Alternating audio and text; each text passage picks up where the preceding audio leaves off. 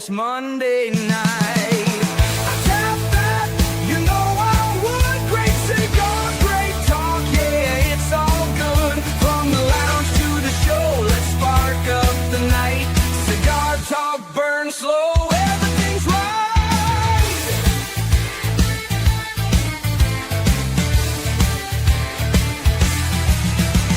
Legends and makers, they stop on by, sharing the secrets, the craft, the why. From the rollers to the blenders, they tell their tales. Pair it up with spirits, let the smoothness sail.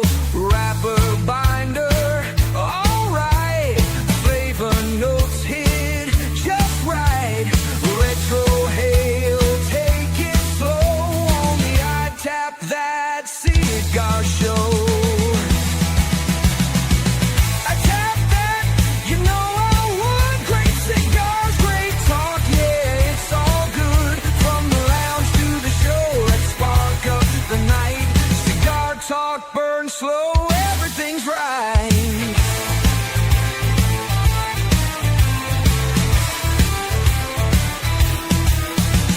So cut it, toast it, take that draw. Kick back, relax, break out the humidor. If you love cigars, well now you know. It's the I Tap That Cigar Show. What is going on, everybody? Welcome to the I Tap That Cigar Show. I'm your host, Kevin from Cigar Prop, and I'm coming to you live from the sunny Gulf Coast here in Florida. Joining me, as always, from sunny, maybe not so much this time of year, South Carolina, my co-host, Kerr, Viajante of Stogie Road Cigars, and we got with us Ron Martin. And I'm gonna say Raices Cubanas. Yeah, that's actually really good. Yeah, Raices Cubanas. Because I watched a video of Indiana Ortez and how she pronounced it, and I just I played it over and over. I figured if Indiana said it, I was probably safe pronouncing it the same way. You roll the R's? Can you roll it? No, not at all. Raices? No? Yeah, I prefer Raices because every time I say races, it always sounds like racist, you know. So yeah, Raices Cubanas. Yep. So. Oh, right on. I was tired before that intro. Something about that intro just gets me pumped up and going because it was a long day. Ron, how old are you? I'm 30. You're 30. So you're still young. God. Yeah, man. You haven't developed that old man strength. I'm training a new kid at work. I'm a mechanic full time. Okay. And this kid is probably 19 or 20. He's worked on his own cars, never in a shop before. And so this is day number 2. And today was busy. And it just, at one point he disappeared and I'm like, hey, where'd you go? And he goes, man, I've had to pee for like an hour. And he goes, I had to run off real quick. And I'm like, yeah, you can go to the bathroom whenever you want, bro. You know, it's, but this afternoon when I finally finished my last car, you know, and he's like, I don't know how you do this. He goes, you're old. And I go, yeah. I'm old. I got that old man strength, that old man agility. You know, it's, you know, this kid running around the shop like 10 times back and forth. I'm like, bro, gonna wear yourself out. You need to get everything you want. Take as little steps as possible. So yeah, I think. So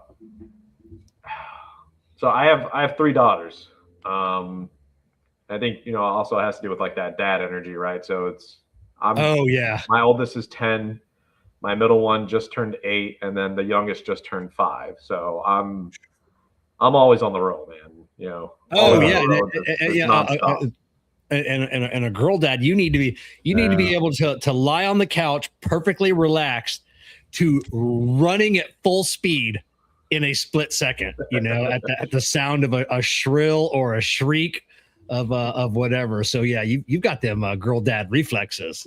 Yeah, and harness that energy because you know that later down the road you have to save a few ass kickings. You know, I know. Listen, I turned 55. I know I still got a couple more left in me. I kept them reserved. I kept them in the reserve tank. There you go. I got a couple I could give out. Yeah, that's it. I don't have to fight anymore. I just look scary. The beard, the tattoos, like nobody, because I'm an old man. You will probably whip my ass, these young kids. So I just look scary, and that's all we need. But yeah, you got three. God, three. Yeah, I got a girl and a boy. They're all grown. My daughter's 30. My son's 25 or so. So I don't have to worry. But when I did meet her boyfriend, she's only had one boyfriend her whole life. They've been together 13 years now, 14 years. They just gave me my first grandbaby, but Nice, the first time I met him, thank you, or actually their first grandbaby, my third.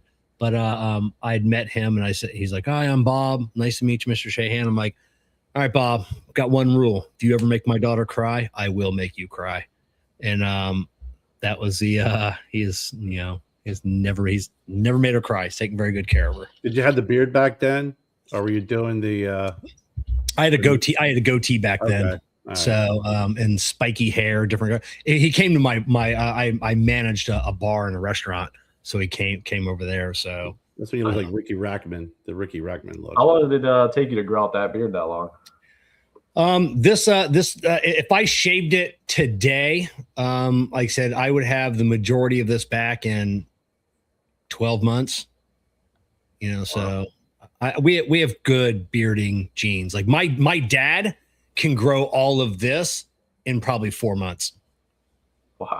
Like he's Santa every year for Christmas, and he doesn't even think about growing his Santa beard until like September, October, and then it's just there. It's freaky. Yeah, all my uncles have long beards, so. And this is why I keep it. I mean, I've tried growing it longer, and it just takes forever, and then it gets too messy, and I'm like, all right, I can't. It starts pinching my lips. Mine grows out. Mine gets full. Yeah, that's what happens. Yeah, it goes like I think I have to like get the whole grooming, and I'd have to really train it to go down because it just goes out. Yeah, and I look like some freaky cartoon character with an axe. Yeah, that's exactly what happens to me. I tell everybody, for the most part, the first 6 months, it's just, you just look like a hobo. You don't look good. Nobody likes your beard. Everybody wants you to shave it, when you're trying to grow it out and long, but I said 6 months, you'll know what your beard's going to look like. So, and then some people are like, oh, I can't grow a beard. I'm like, I really couldn't grow a beard until I was 30, like a full, like it started to get length, so it just takes time. Yeah, I worked in the food industry for I don't know, like six years. From 16 to like 22, I was in the food industry, and I wasn't allowed to grow a beard then. So I was always shaving and shaving and shaving. And then once I left, the first thing I did was grew out my beard, and I haven't gone back. Yep. General manager of Taco Bell, from what I see on your LinkedIn. What's one thing you'd bring back if you could bring back anything from the menu of your days? The taco salad was one of my favorites.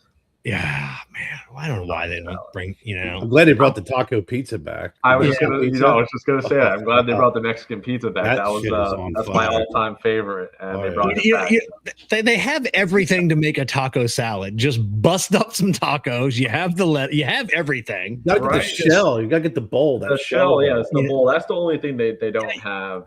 But I'm sure they still have like the little molding for it, and they could just throw it in the fryer for a few seconds, and you'll have that shell. I'm happy just busting up some Dorito Locos tacos, just bust them all up and throw them in a regular some kind of box. I don't care at this point. The Dorito tacos are also, love them too. God, those are crack.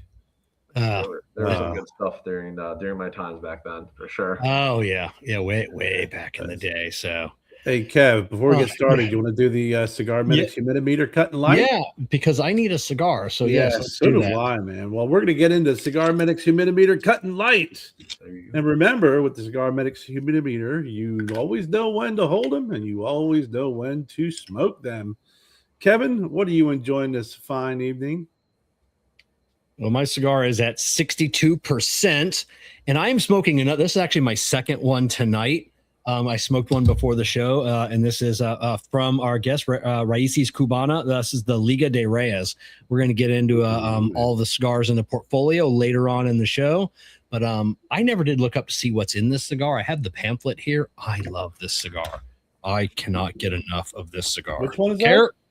The Liga de Reyes. Yeah, that's one of my alt. That's up there. I'm actually at 67%, and I'm smoking the 1941. There you go. Which is another fantastic cigar. Fantastic. I've got one of those on so deck right now. Ron, what are you smoking tonight? I started off with the 1941 as well. So I have a 1941, and then I have a Classico on reserve standby once this one is done. Actually, I got the Classico in this month's Corona Cigar of the Month Club shipment, so I can't wait to smoke it. I put my lighter down somewhere. Corona or Smoke In? Oh no, I'm sorry, Smoke In. Okay. So, but since you mentioned Corona Cigar, thanks for that heads up. I got a giveaway that I'm going to share my screen here, and we have a. Let's see if I can figure out where it's at here. All right. From Corona Cigar, they're the December 2025 Premium Cigar of the Month Club subscription. We always give one away each and every month. So this month's winner is Utah Cigar Connect. Oh, good. He'll like that. You know, they can't get any cigars in Utah. Well, you can't ship technically. I think I'm allowed to ship free cigars, you know, to Utah. But yeah, so I got the Classico and this the Smoke In Cigar of the Month Club. Nice. Can't wait to smoke that one. That's the only one I haven't had yet is the Classico. It just I don't know. You know, we always say, you know, you smoke with your eyes before you smoke with your mouth. Same thing with you eat with your eyes. It just appears light, like just a light Connecticut. And then I know I shouldn't shy away from that because I've had some spicy, bold Connecticut. So I will get that one lit up this weekend for sure. Yeah, it's definitely, I would say it's a little bit stronger than the Connecticut. It probably falls into like the medium range, a light medium. But it's definitely got, you know, a lot of hints of like creaminess and it's very sweet. So I enjoy it. My favorite size on the Classico is actually a Figurado. So it's a Figurado. It's what I have here on reserve. Nice. It's just a wonderful size. I love this one. So speaking of Smoke In, everybody should know that Smoke In does a every Saturday KMA Talk Radio. They just had their 600th episode, and the crew announced every, you know, they'll do like once a quarter thing, and it's called a Tale of the Tape. It'll be the best of something, best superhero, best TV dad, best whatever it is, and then each week they'll pick one and they count them down. So they finalized. Everybody got their number ones this past Saturday. Cigar Coop picked Hawaii 5-0.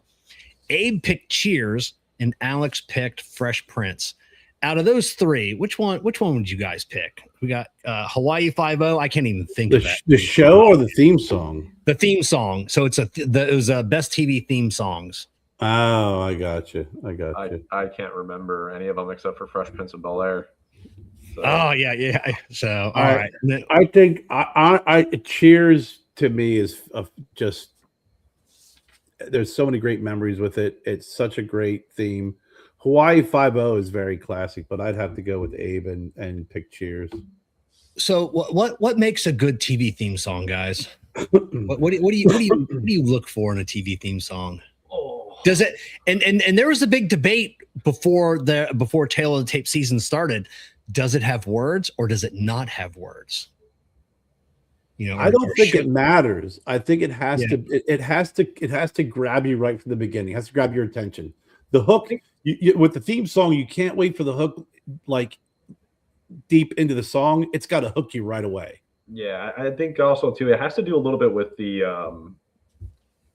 I guess like the clip that's rolled with the music as well. You know, so what's going on in the background, as well as the music. So. A little bit of both, not just the song itself. Yeah. But if you heard the music though, but like if you just like, you know how like when you're driving down through or you're sitting there and you hear the song from the other room, you'll know it. Like that's the reason why they play the first couple of chords. It's like it hooks you right away. That Mash. was mine. You know, Mash is like boom, boom, boom, boom. That beginning. Cheers. And you Hawaii 5-0, French Prince. Boom, right away. So from your youth, Ron, I mean, what would be a TV theme song? So I watch a lot of anime. Okay. So that's kind of what I watch. And I know those theme songs are always a little bit different. It's, you know, like Japanese rock and roll, stuff like that. And they kind of just, they go into it and there's a lot of screaming going on and stuff like that. So, it depends, you know. So Ron's tail of the tape every week, it would have been really weird. They were like, I don't know that one. I don't know that one. Like nobody. Yeah, I mean, if we're gonna go back in the day, I'm trying to think of. I mean, it's hard to think of something. I don't even like this show, but it's the only theme song that comes to mind is Friends. Friends made the list. I think everybody had Friends at some point during the season. You know, same for me. For me, it was Andy Griffith, that whistling theme song. You know, you just knew Andy. You guys ever watch Andy Milonakis? Andy Milonakis. Oh my God, yeah. That song. There you go. That's the highlight. That's it. That's the highlight. Kerr, what would have yours your number one have been? I'm still laughing. Ron said anime. The first thing I think of is I went to high school down here with an anime. We're in the South Carolina area. No, my son's heavily into anime. So I and he plays the music too, so I know exactly what you're talking about. You know, it's every time we have this conversation, it's like a new one pops up, and the one that always I love it catches right away is Sanford and Son. Yeah, Sanford and Son. That beginning is just so funky. Yeah. It just catches you. Yeah. So what do you? A show?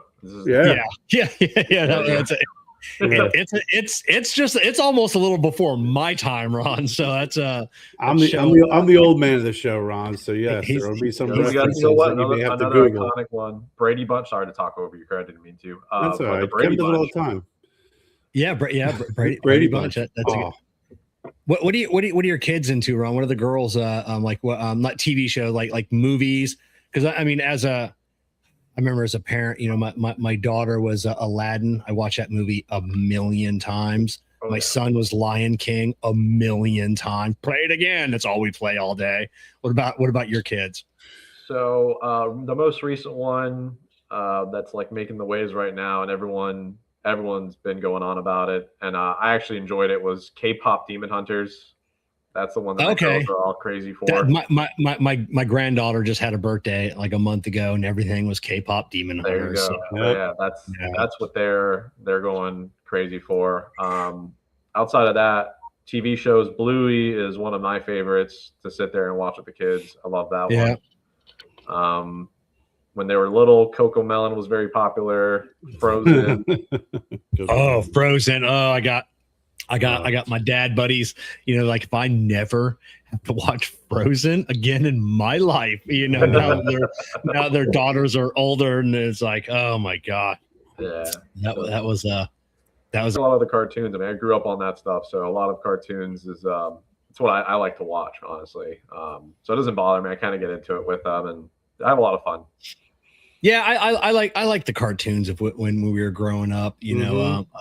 They were sometimes they were a little racist, you know. I didn't like that part. You know, we had some weird cartoons and some weird characters, but at least they didn't throw in weird ones. Yeah. Trying to be me as a kid, you catch some of those Tom and Jerry's and Bugs Bunnies. It's like the guidelines, band.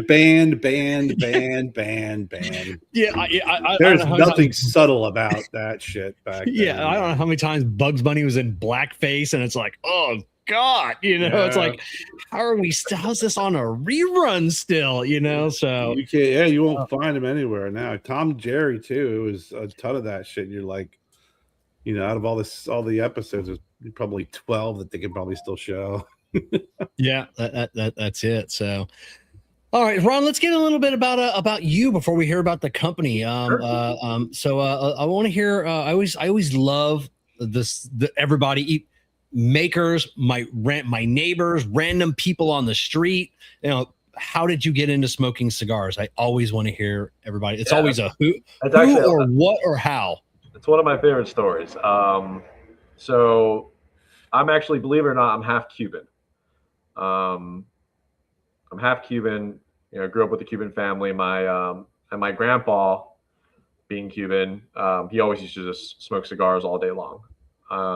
So growing up, we would walk into the house every weekend, to my grandparents' house. Now, is this in Miami where you're at? Yeah. Oh, okay. Yeah, I'm born and raised here in Miami, in a little town called Hialeah. Yeah. So basically Cuba, but yeah, sure it is. So my grandpa, he would always be smoking in the house. He was, that was his thing. He was always have cigars. Cigars and a beer. Heineken was his thing. Heineken and some beer company called Hathaway, if I'm probably pronouncing that wrong, but I'm not sure if you guys drink beer at all, but it's it's like I do not. What's it called? Hathaway? Hathaway. Yeah. It's Hautey. It's I think, if I'm mistaken, it's probably a South Florida thing, and it's got a little Indian on the picture from what I remember. So that was our morning, right? Walking into just the smell of cigars, the aroma. I always loved it growing up as a kid. Unfortunately, my grandpa passed away like when I was 11 or 12. But as soon as I turned 18 years old, that was the first thing I did was I went out, bought a cigar, and went to the cemetery and had a cigar like right in front of his grave, and smoked in his honor. And then from there, it just kind of blew up. I was like, I really like this, really enjoyed this. Bought my first humidor. I think it was like a special on CI back then it was like $50 for a humidor with 10 cigars.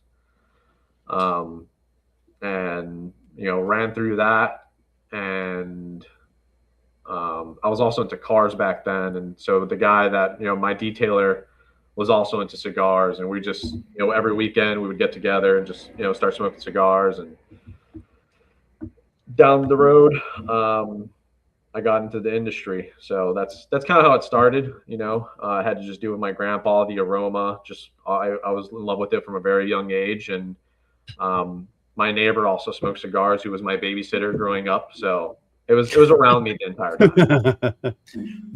That's great. My daughter, not a huge fan of cigar smoke or the cigars, but she will be out and about somewhere, and she'll get a whiff of cigar smoke, and she'll always say, she'll text me, like, hey, just she lives 10 minutes away, but smelled a cigar thinking about you, so that's always powerful, because one day when I'm not here, thankfully my grandkids will always be able to watch me on the TV. But that was one thing I remember to my grandfather. I don't remember a lot about my grandfather, but he smoked a pipe.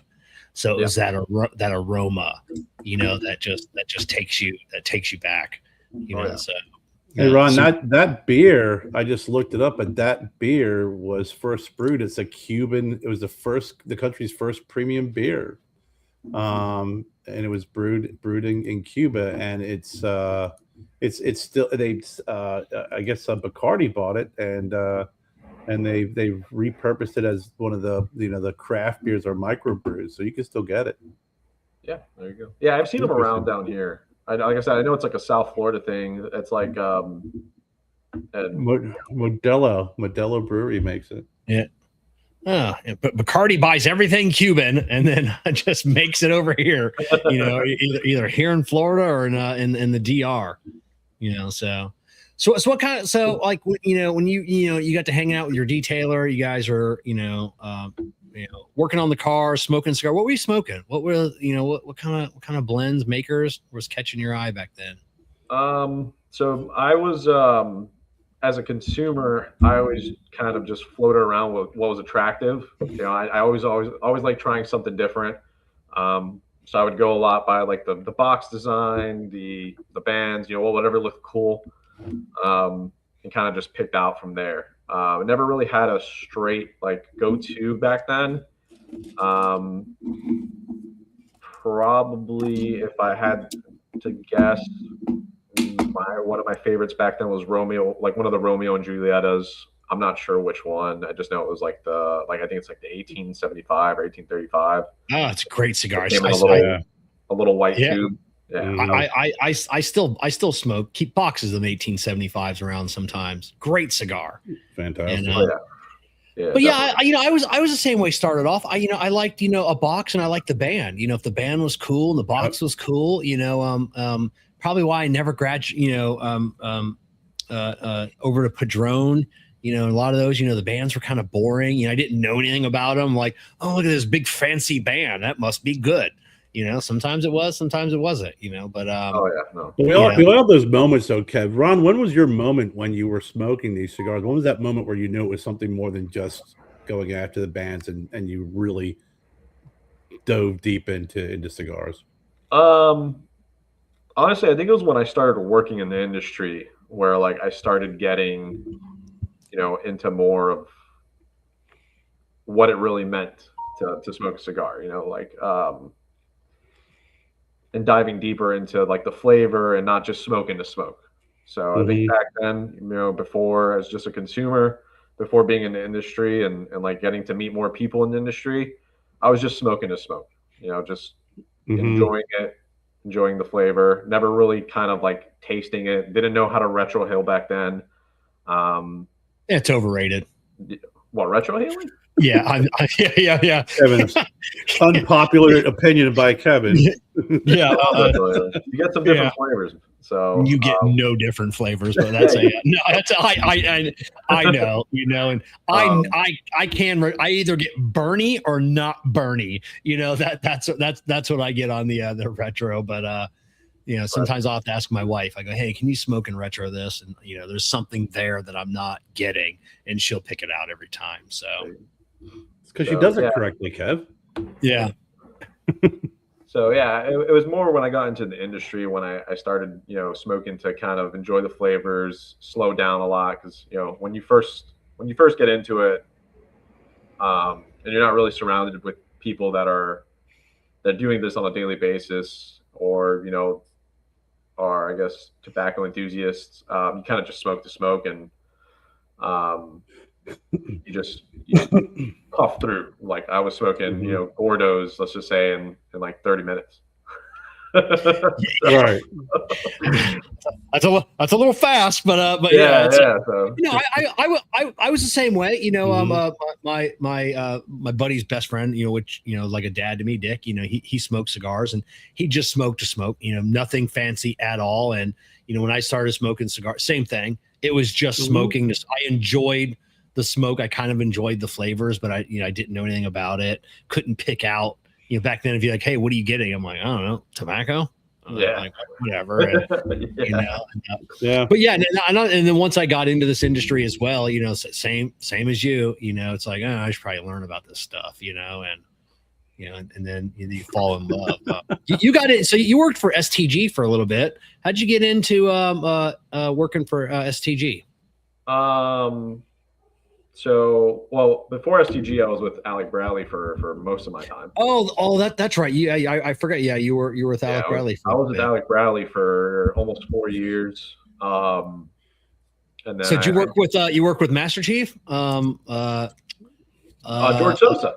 George Sosa, yeah. Sometimes I can't remember his name. He's just Master Chief. Master Chief. Hold on. No. Yeah, George Sosa. Yeah. George Sosa's. I did work with George Sosa. And so when I started, he was there. He left like I think maybe my first year in. And yeah, I was there for 4 years. That's how I actually met Ralph and and Hugo, the owner of the factory, and had Ty. That's how this all ties in, kind of. I started with Alec Bradley, which we make a lot of cigars for them. We made a lot of cigars for them back then, so it's kind of where I got to know everyone. And then with STG, I was with it was like a side thing they were doing. It was called Versa, like Insurgent Ventures. They were launching like hemp cigarettes. Yeah. So I wasn't on the cigar side at all. It was kind of my way of getting back into the cigar industry, because I had left the cigar industry for a little bit to do real estate for 2.5 years. And my foot back in the door was through STG. for that hemp cigarette line that they did. And I was there for 9 months, and then they shut down the department. And then I reached out to Ralph to see what he was doing, because I kind of know, he was working on something, and it was just it was perfect timing, because he was like, "Hey, I'm launching Raices Cubanas. We'll love to have you on board." And so that's kind of like how I started in this role. So I was talking with Abe DeBabna Smoke In the other day, and talking about having you on the show, and I had mentioned why he brought, because you guys were there was only 2 companies he brought in from PCA 2025 or this year. Right. So and you guys were one of them, and I asked him, I go, why'd you, I mean, other than they got great cigars, why'd you bring those in? And he said his relationship with Ralph, over the years. And I don't know who Ralph is. I mean, I've seen him. I have no idea who Ralph is. And he's, I've heard his name a couple times. Who is this Ralph you're speaking of? What's his history in the in the industry? So Ralph Montero has been in the industry for, I want to say, 40 years. He's definitely been in for a long time. His he started with Tropical Tobacco back in the day, which, if I'm not mistaken, is now Aganorsa. So that's where he started. He started there, and then, from there he went to Alec Bradley. He was the VP of Alec Bradley for over 20 years, working with Alan Rubin, and that's where he spent most of his time, Alec Bradley. So he's the vice president of Alec Bradley for over 20 years. And then once the acquisition from STG happened, where they bought out Alec Bradley, Ugo, the owner of the factory, approached him and said, "Hey, I think it would be a good time to kind of launch our own lines. What do you think? Can you help me out with that?" And obviously, of course, with their relationship and years of partnership, he said, "Yeah, let's do it." Okay. So, I thought I knew most people at Alec Bradley, and I never knew.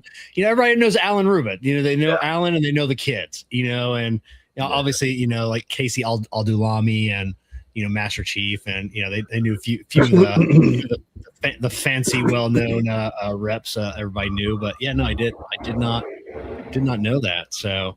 Yeah, Ralph, he likes to be behind the scenes a lot. But he's a good guy, man. He's awesome. I look up to him a lot, and I spent a lot of time with him at Alec Bradley.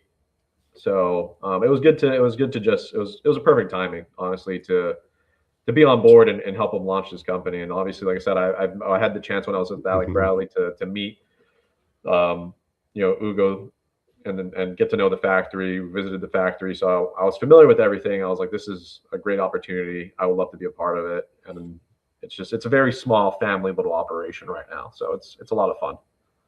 Yeah. Nice. You mentioned Tropical Tobacco. Whenever Aganorsa sends me a package, it still comes from Tropical Tobacco, and I'm like, I'll get the notification like Tropical Tobacco. I'm like, who the hell is that? It'll take me like, oh, it's Aganorsa.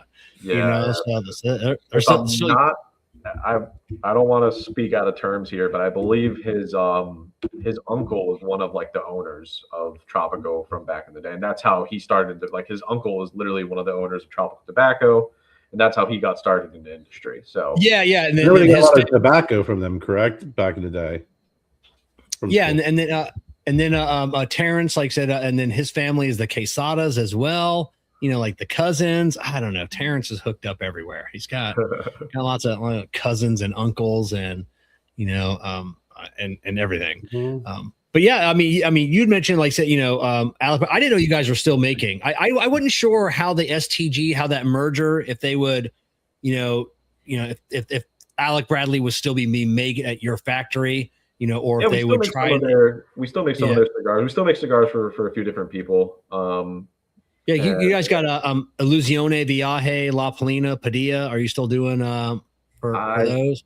I don't know what if we're doing anything with some of those. I believe, if I'm not mistaken, we made the new Epernay that they released this year. Oh my god, that was so good. Yeah, the Tua alone, or I forget. Yeah, I believe we did that. That one's from our factory. if I'm not mistaken. And I know we obviously, we did the deal there at Bernay. I'm not sure if we still do.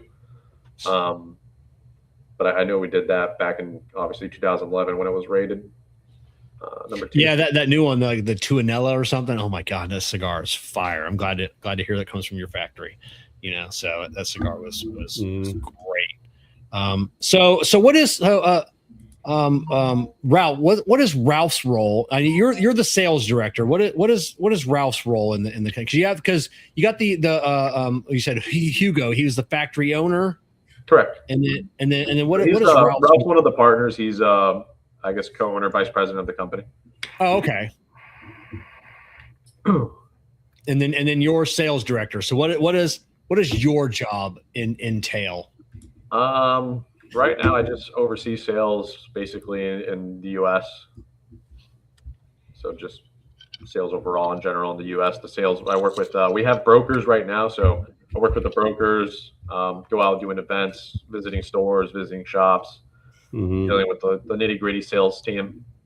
That's what I was wondering if you had sales team or if you're using brokers, so. Yeah, right now we have brokers. I believe we have 6, and then I have a couple territories that I'm still missing and I'm trying to get filled in. But outside of that, we're rolling on up. Well, we have a broad reach. Which territories are you missing? So in case anybody lives in those territories and knows anybody. Off the top of my head, I think it's like Arizona, Nevada, Arizona, Nevada, the Midwest area, and then the Northeast. So, Northeast. So those all right. Areas. Do you know if you're in Zeal Cigars out there in Arizona? Not yet. Not yet. I've talked to was it Justin, right? JB, yeah, Justin, JB. Yeah, I've talked to Justin a couple times. He likes all my stuff, but I know it's just a matter of timing and shelf space right now. Which next time you talk to JB, feel free to drop my name. Said, hey, Kevin loves our cigars. So right, JB will reach out to me and like, hey, is this legit? As he has done before. Someone's dropping your name again. What can I expect? So I will give him the thumbs up for sure. I just got a package from him today. Sent me some new cigars. So love JB. Yeah, he's hopefully we'll see that shop growing more and more over the few years, next few years since he's taken over. I used to support the shop with the previous owner. Obviously, I know Bradley. Yeah. Rest in peace, my friend. Yeah. But they were all good people. Definitely all good people. Yep. So are you out there at all, like doing some cut and lights? You doing any events, or are you just kind of leaving that up to your brokers? No, both. It's I've actually my most recent event was with Smoke In. So I had I didn't know you were down there. Yeah. We did. I did every store. I believe I did an event at every store except for the one in Boynton. That's one I normally go to. Yeah, one in Boynton we haven't done. So we did West Palm, Tequesta, and Port St. Lucie. Okay. So so super cool. I know they don't have your entire portfolio on their website yet, but they have they've got a few. Yeah, I believe they have Plastico and Liga del Reyes. And I know I saw. I know those two, and I thought there was one more, but so if anybody's looking, go to Smoke In. I believe it was C5 Black. I know they don't have Nuevo Comienzo yet because we just launched that line, the end of last month. So they haven't gotten it yet, but we're working on it. So what's your travel schedule like? Is it rough? It's not hectic yet. So not yet. Not yet. But my schedule for next year is looking really pretty. I know the wife's not going to be happy, but that was my next question. That's always the tough one. Especially with 3 little girls, running around, and here you are taking pictures of smoking your cigars, drinking your bourbon, and then you have to be like, I'm working. So oh my god. Yeah, luckily, obviously we all live close. So my parents live very close, and my mother-in-law lives very close as well. So we're all very very tight, very close. So whenever she needs something, she go to either my parents or her mom, and it's we're a few blocks away from everyone, which is great. Oh, that makes it nice. So timeline here. How long has the factory been around making cigars for other people? And then when did they decide, what was the year they decided, hey, we're going to start making cigars for us and branding these cigars? Yeah. So the factory's been around since 2003. They've been doing cigars. They started doing cigars in 2003. And then I know they tried a couple times down the line to kind of launch their own brand, if I'm not mistaken. I know they did it through Alec Bradley specifically. Mm-hmm. And I don't know what happened. It was before my time there, so I don't know exactly what happened back then with the history. But as of 2024 was when we went, full scale launch. We had our own lines, completely unique. And we started off with 4 core lines, which would be the Classico, the Liga de Reyes that you're smoking, Kevin, the C5 Black, and the GRD3. Those were the 4 lines we launched with. And then this year we came out with 1941 Nuevo Comienzo, which means new beginnings. Mm-hmm. So which is a new beginning for the 1941 line, which was one of the lines they did through Alec Bradley. And then it's also a new beginning for obviously the factory and the company as a whole. So that's kind of the story behind that cigar is, just a new beginning for the company. Right. 1941. Yeah. So, Ron, I got a question. And thank you for sharing that, because, like you said, it started in 2003, the factory, and it's known for making cigars, for Alec Bradley, and I think Kevin had mentioned a couple other brands out there. And now you're stepping into the spotlight. Sure. I know you said they had tried, I think it was back in 2014, 2015, but they're stepping back out of the spotlight. Great line of cigars, especially with the new beginning cigar. What steps and what are you and the factory doing to connect directly with consumers to build your name and brand to make it recognizable as its own? That's a great question. A lot of it is we're doing cut and lines. We're doing, obviously events with at the retail level, passing the story around to the consumers, getting them to know the brand. Obviously, a lot of the tobacco, it's what they're familiar with because they've been smoking it for so many years. It's not the blends. Obviously, the blends are not the same. But it's the construction, the consistency, everything. They're familiar with it. And we're just, we're starting off doing shows like this where I come on, kind of me, myself, Ralph. We're starting to do some shows like this where we could kind of talk to you guys, have a conversation and just have people get to know us, have you guys talk about the brand, have us kind of talk about the brand a little bit and put our story out there so people know who we are. Like I said, it's the same factory that's been doing cigars since 2003. So it's not nothing new. Right. It's just obviously the brand itself, the name is new to the people, but the cigars aren't.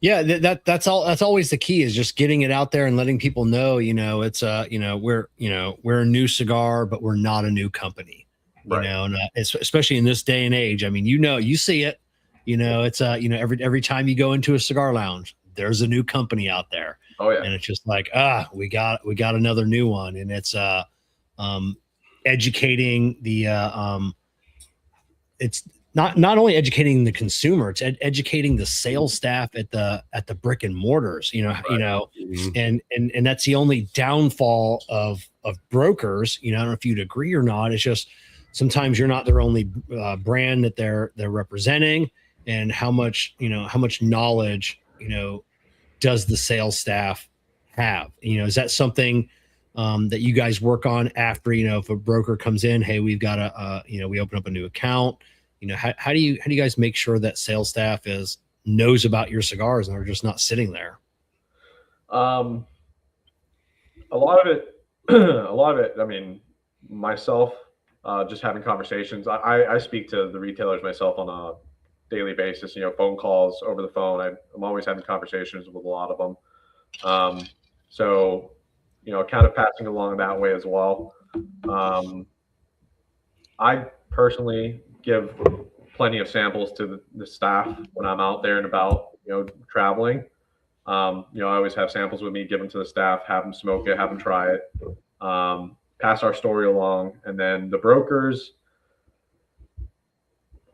I mean, I speak to them on a daily basis. I trust these guys. I know we're not the only brand they're representing, but they're a great team. They're a great bunch. And I know, obviously, if they decided to carry us, it's because they're behind the brand and they want the brand to succeed too. So it's just about having the confidence and trust in the brokers as well. The same thing you would have if you had your own sales staff. So it's just about that trust. Yeah, because there's a story to tell, and like you said, there's a great story to tell. There's a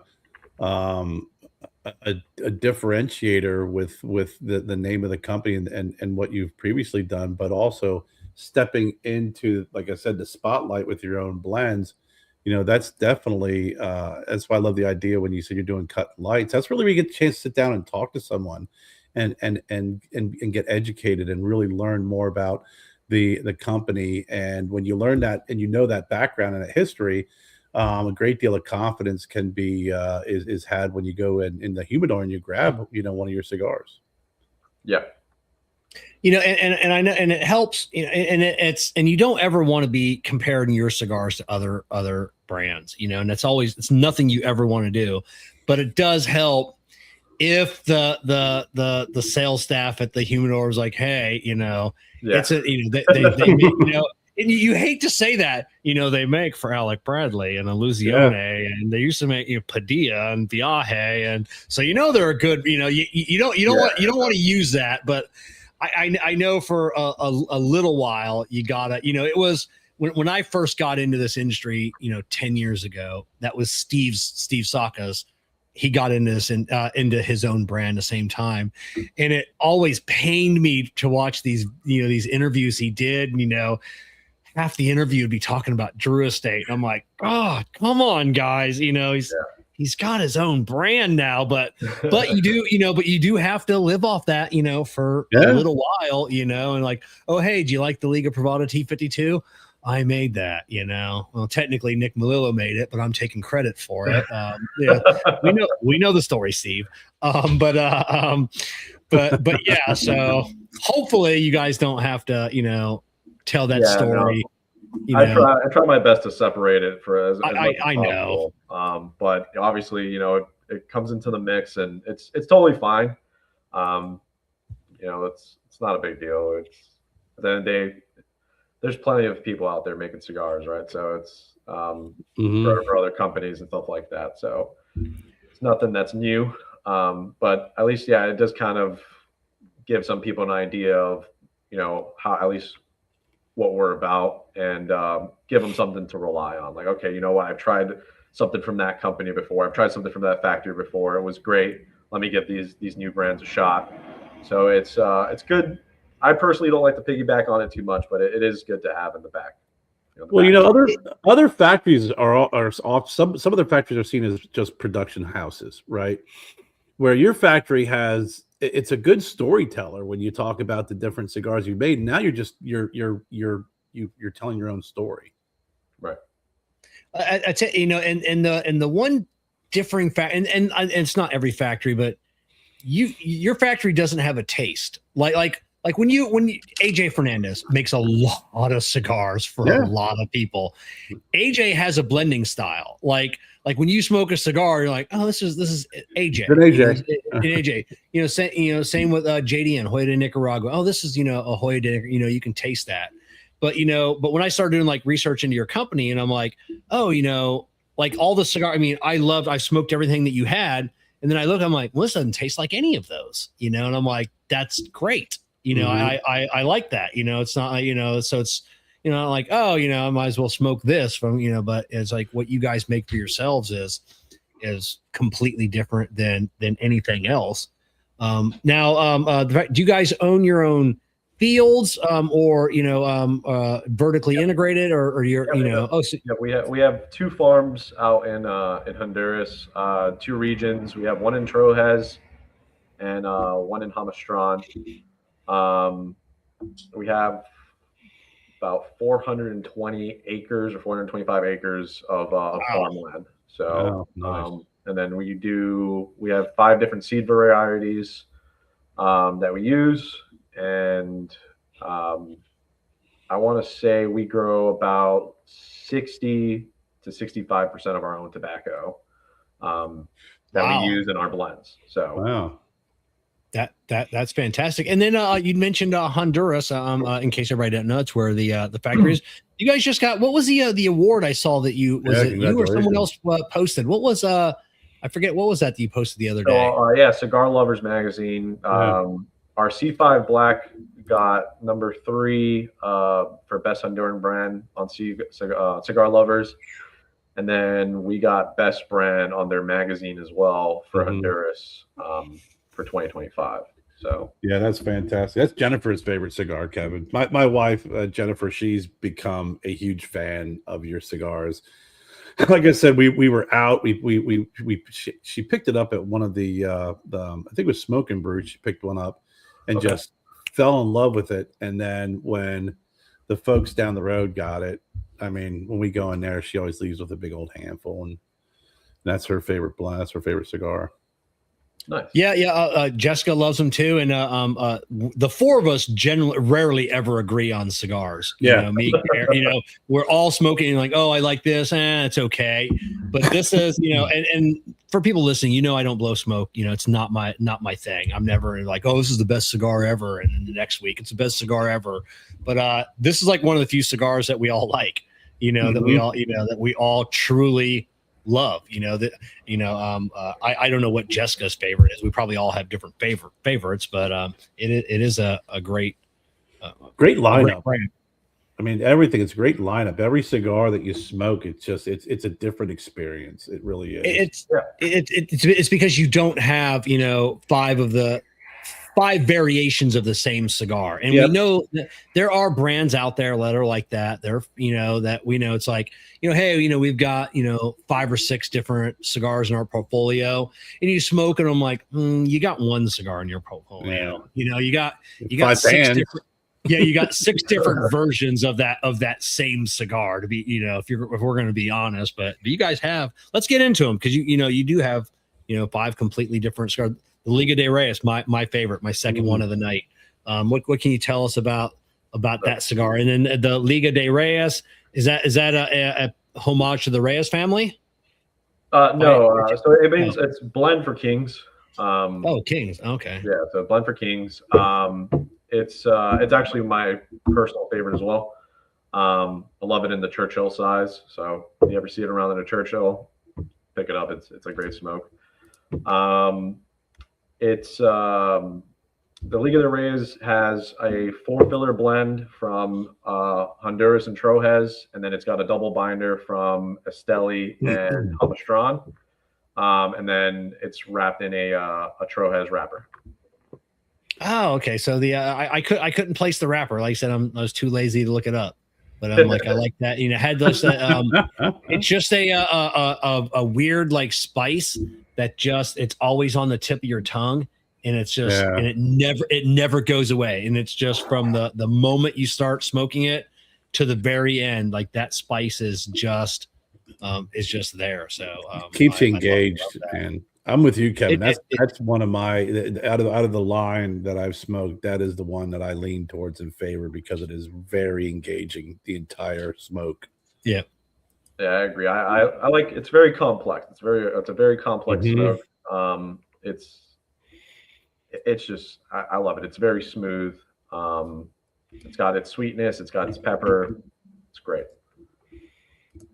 And then up next, we talked a little bit earlier, the Classico. What is the makeup of that cigar? That one's a Honduran Puro, so it's got the wrappers from Trojes, the binders from Hamastron and Trojes, so it's got a double binder as well, and then the filler is also from Trojes and Hamastron.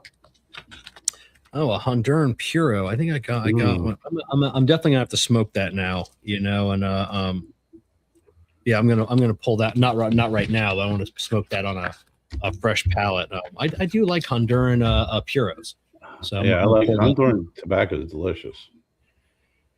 Yeah, it's and you guys aren't having the too many of the tariff issues that some of the other countries are having. Yeah, no, I saw that. No, we're not having those issues, and we didn't raise our prices or anything, so we're good to go for now. Nice.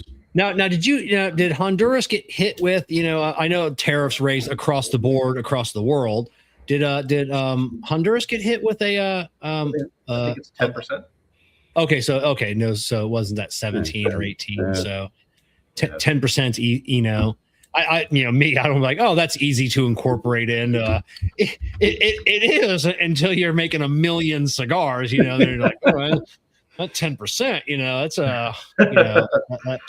It's those nickels add up quite quickly. Mm-hmm.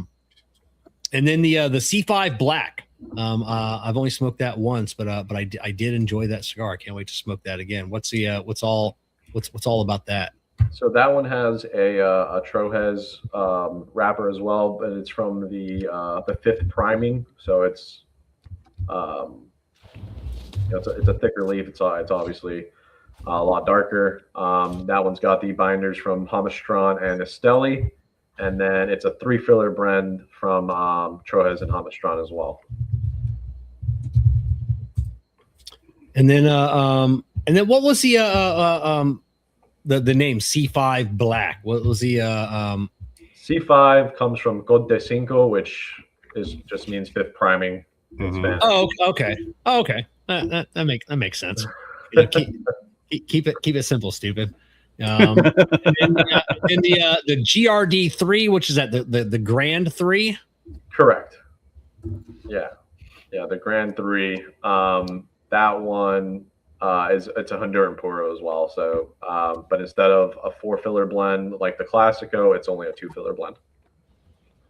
So, another Honduran Puro. Now on these, both of these Puros, is this not only all Honduran? Is this all your tobacco? You said you're using about 60% of yours. So, in all of your cigars, are you using only tobacco that you're producing, or are you buying outside for any of the other ones?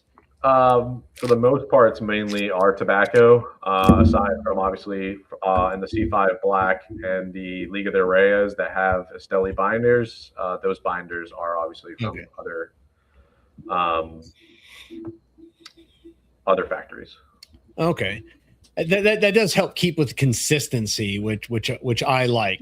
So Mm-hmm. I like a cigar when I find out, that they're, they control their own tobacco. They're not and then at least on the binder, I mean, it's an important part, but you can obviously buy enough binder when you have the wrapper and the filler, the bulk of the cigar. When you can control that, it does makes me feel as a cigar consumer, makes me feel a little more comfortable. And like, okay, so this cigar is pretty much always going to taste the same, like every time I get it. For the most part, I mean, it is an all natural, product. Yeah.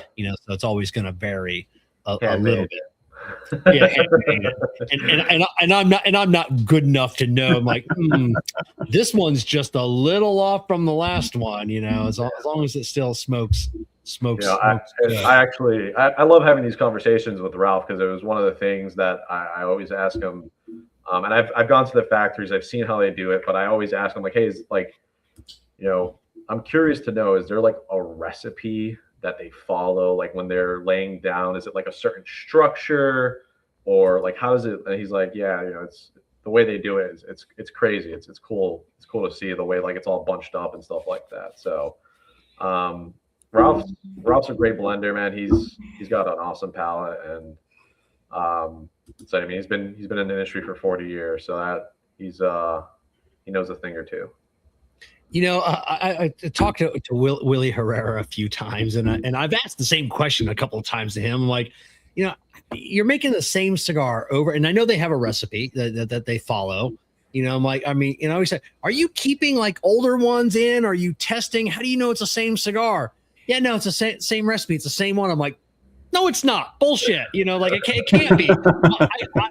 You know, and I know it's true. I just can't wrap my head around that, you know, that it's the same, you know, the same cigar over and over again. And yeah, I mean, I'm sure there's like subtle changes here and there. Obviously, like with the natural product, you know, it always has to do with, you know, the way it grows, and I'm sure the weather and all that plays into it. Yeah. Like I'm sure you're gonna get some subtle changes, right? And that's the thing with the natural handmade product. You're always gonna get some subtle changes down the line, but for the most part, I would say a lot of it stays the same.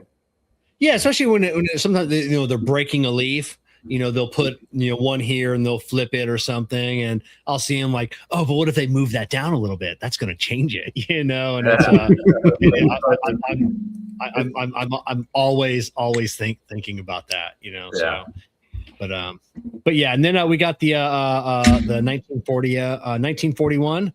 Yes, so, and I know you talked about it a little bit. Let's go over that cigar one more time. Yeah. So that one has a Trojes wrapper, Hamastron and Esteli Nicaragua binder, and then that one has a 4-filler blend as well. It's got 2 regions from Honduras, which is Hamastron and Jalapa. Sorry, Hamastron and Trojes, our factory from our farms, and then we got 2 other fillers from Esteli and Jalapa in that one. Now, what are the sizes? Do you offer, you know, multiple sizes in each blend, or you know, I know on the 1941 you only have like the one size, correct? No, we have 3 sizes on that one. That one you do? Okay. Yeah, that one comes in a Robusto, Gordo, and Grand Toro. And then for the most part, our lines have 5 sizes, except for the GRD3, which only comes in 3. Yeah. So and that's what was that?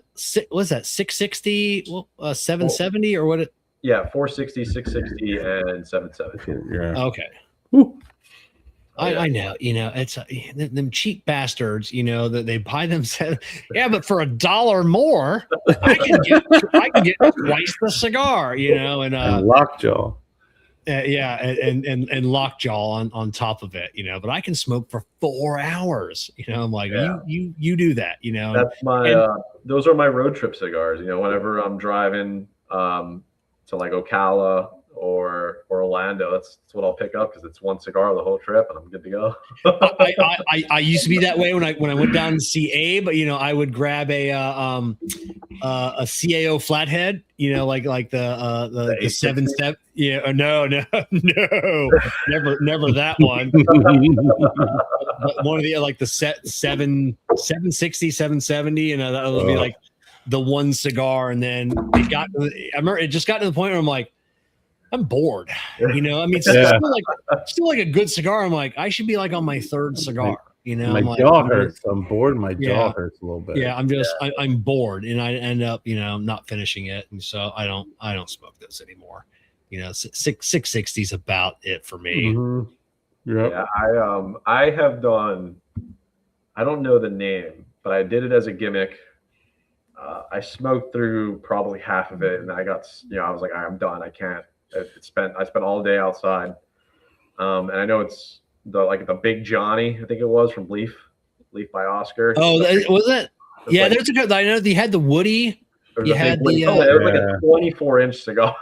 There's been several people that have. You know. I've had that one. That one's yeah, Asylum had their new big one at the PCA this year. You know, and that was just nonsense. But you know, but people, I mean, I got a couple of the Aganorses in there, the big, like, I think the 100, you know, or whatever it is that they gifted me, and I'll never, you know, I always thought like one day I'll go live like the whole day and just smoke it, just reading my book the whole day and seeing like who tunes in.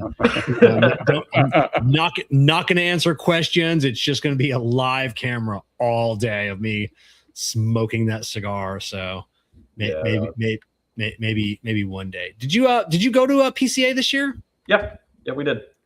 Yeah. How was it? I know you guys got smoke in. How was the reception?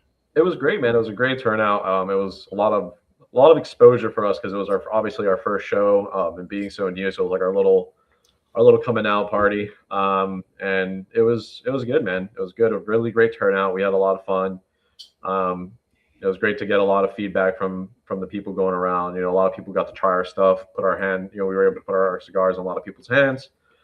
So it was a good show. We're excited for next year. Yeah, same here. Kerr and I went this year. I mean, I've been to a couple of the shows, but we'll be back this year as well. Yeah. So we'll definitely put you guys on our list of we'll reach out ahead of time and schedule some time with you guys and sure. Get some interviews from the show. Try and spread the love. Right on. Yeah, I'm excited. So Ron, no, go ahead. I'm sorry. Go ahead. No, I was going to ask you with the factory's Cuban heritage and obviously the influence of the craftsmanship and flavor of Cuban tobacco. How does that blend or influence working with? You discussed several Honduran puros, and those tobaccos are going to be a little bit more earthy, a little bit spicier, a little bit more nuttier. That's why I love the nuttiness of the Honduran tobacco. How does that Cuban heritage with that Honduran tobacco and other tobaccos blend and create what you're putting out? That's a great question. I don't have an answer for you. I'm not going to lie. Don't have an answer for you. You can make it up. No one's going to know. Huh?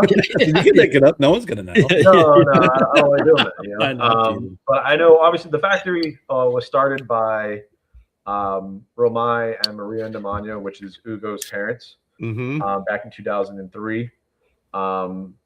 Obviously, yeah, we all come from, they come from a Cuban background. So, they were working out in the cigar field or the cigars in Cuba. And with everything that happened over there, back during that time, they transitioned into Honduras and started producing their own stuff. How do they transition from the flavor? I don't know. I know we use Cuban seeds, right? Or not varieties of Cuban seeds like Criollo and Corojo, right? But as far as that side of things, I don't have an answer for. I'm not going to lie to you guys, so I'm not going to bullshit it. Right? No, it's fine. I appreciate that. I'm always curious about that. If there's discussions of the Cuban influence and how it relates to what the tobacco they're currently using, and are they trying to get close to that, or are they just so happy and there's different flavors that they can go off on different in a different angle? Yeah, I think. Ralph would probably have a better answer and a better response for you guys when it comes to something like this, because obviously he's been around for so long and he has a more closer relationship to the factory and on the side of the blending and stuff like that. As far as I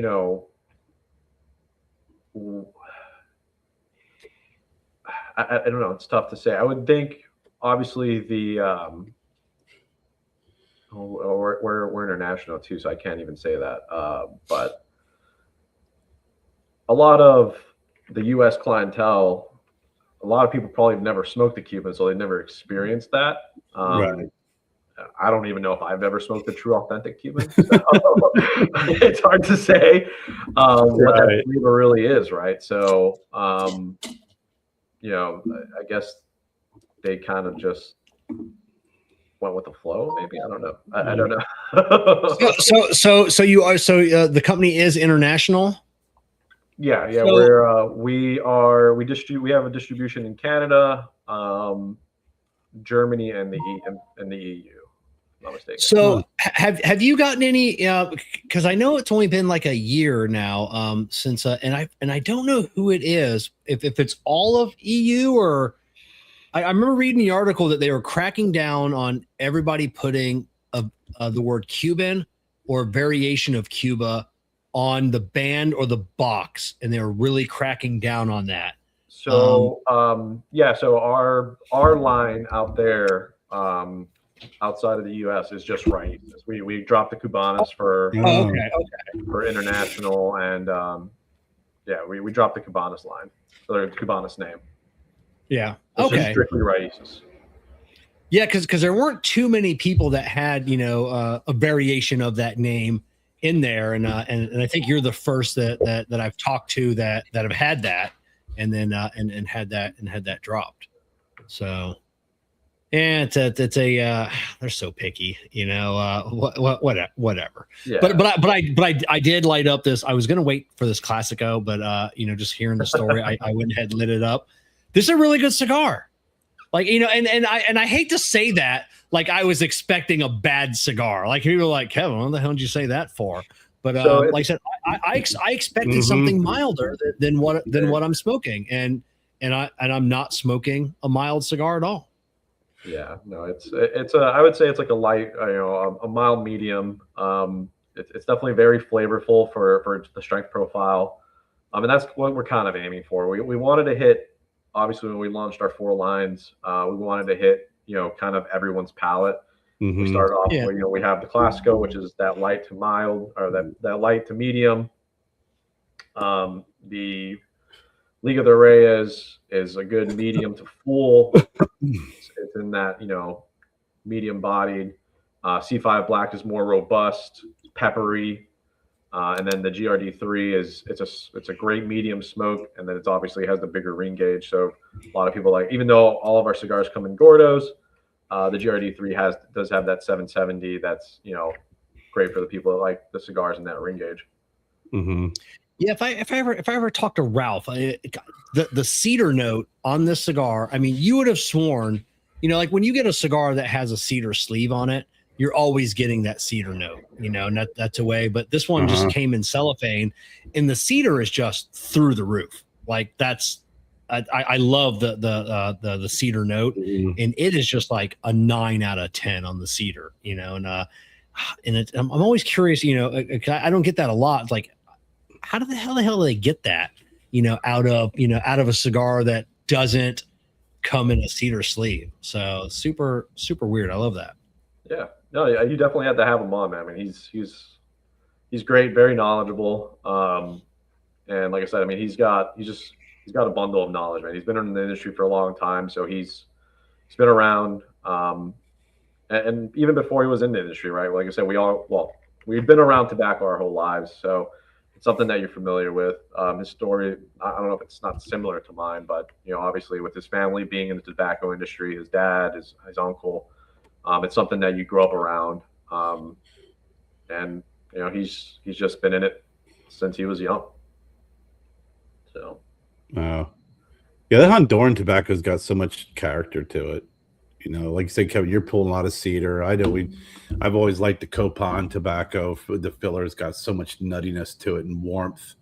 It's so much. I mean, it blends well with other tobaccos to really give a lot of character and keep you engaged and transition from beginning to end. It's not just one boring cigar and one flavor from light to finish. Right. Yeah. No. Yeah. I've really been digging on a lot of Honduran cigars this year. You know, I love the guys over at Cavalier. You know, Brian and Sebastian. You know, I know they got their factory over in Honduras. So I love the cigars they're making for themselves and other people as well. You know, that Honduran tobacco is, I'm really digging on it. I find myself leaning more towards Honduras than anything else. It just seems like a lot of the newer stuff, you know, is coming out of Honduras, you know, and you hear about, you know, tons of great cigars out of Nicaragua, tons. Right. I mean, literally thousands of different cigars. But you know, just Honduras just seems like the cool new stuff that I'm digging on, you know. Yeah. And maybe because in the past I just, you know, I never smoked a lot of Honduran cigars, so to me it's everything coming out of Honduras is new to me. So, you know, I'm not surprised with your palate, Kevin. I'm not surprised because, you know, you're not that, because Nicaraguan, a lot of the cigars is just very strong, very, you know, a lot of pepper. That's kind of what everybody always says about, Nicaraguan cigars, but Honduran cigars almost seems like that's right in your wheelhouse. Because I know when we talk about Dominican cigars, you don't like that floral flavor, and if it's too spicy, you don't like that either. You like that very engaging, very characteristic, lots of character in your cigars that you smoke. Just a lot of flavor, and I think that's what I enjoy out of Raices Cubanas, your cigars. Yep. It's just they're not pepper bombs. They're not, obviously smoking on this one, they're not light. There's really nothing like, I'm just going through the list of the cigars that we talked about. Like, there's nothing that I can't smoke any time of the day. Like, you have a cigar that, like, any one of your cigars is a morning cigar. Any one of your cigars, like this is, it's almost 8:30 at night, and I got the Classico that be the lightest, I guess, of the cigars, and I'm happy, with this cigar. So you guys have a good mix of cigars across your portfolio. I appreciate that. Yeah. Now, have you been to the factory? Yeah. No, have you? So what do you do when you go down there? They let you play around with some stuff? So it's been a few years, actually. The last time I went, I was with Alec Bradley. Haven't gone recently, but no, it was really cool to sit there and experience and kind of see, from start to finish, see the farms. My favorite thing is going to I don't know how to say it in English, but it's called butos, where it's all the tobacco that's kind of laid out, kind of getting ready to go. And you just get that tobacco leaf smell. I love it. And you pick them up and you get to smell them. Oh man, it's great. Little hints of ammonia and stuff like that, obviously, but it's fantastic. Oh yeah. That's. So do you know where the Cavalier factory is? Are you guys near them at all? I don't know where they're located. We're in Donley. So I'm not sure where. Yeah. I know Brian. I think Brian lives in Donley, so I think their factory must be there as well. So because I want to make a trip out to Honduras this year. It's going to be my first overseas trip, and we've been invited to Nicaragua, everywhere. But I really want to go to since I've been smoking so many Honduran cigars. So I definitely want to go out and see those guys and see some Honduran. Maybe I'll reach out to you and see if you can get me definitely. Go and at least say hi and kind of poke around and because that's what I want to experience. What you just said, I want to be in a room full of like the bales of tobacco. I've been around a bale. There you go. I couldn't think of the word. That's what happens. There's that English word. Yeah.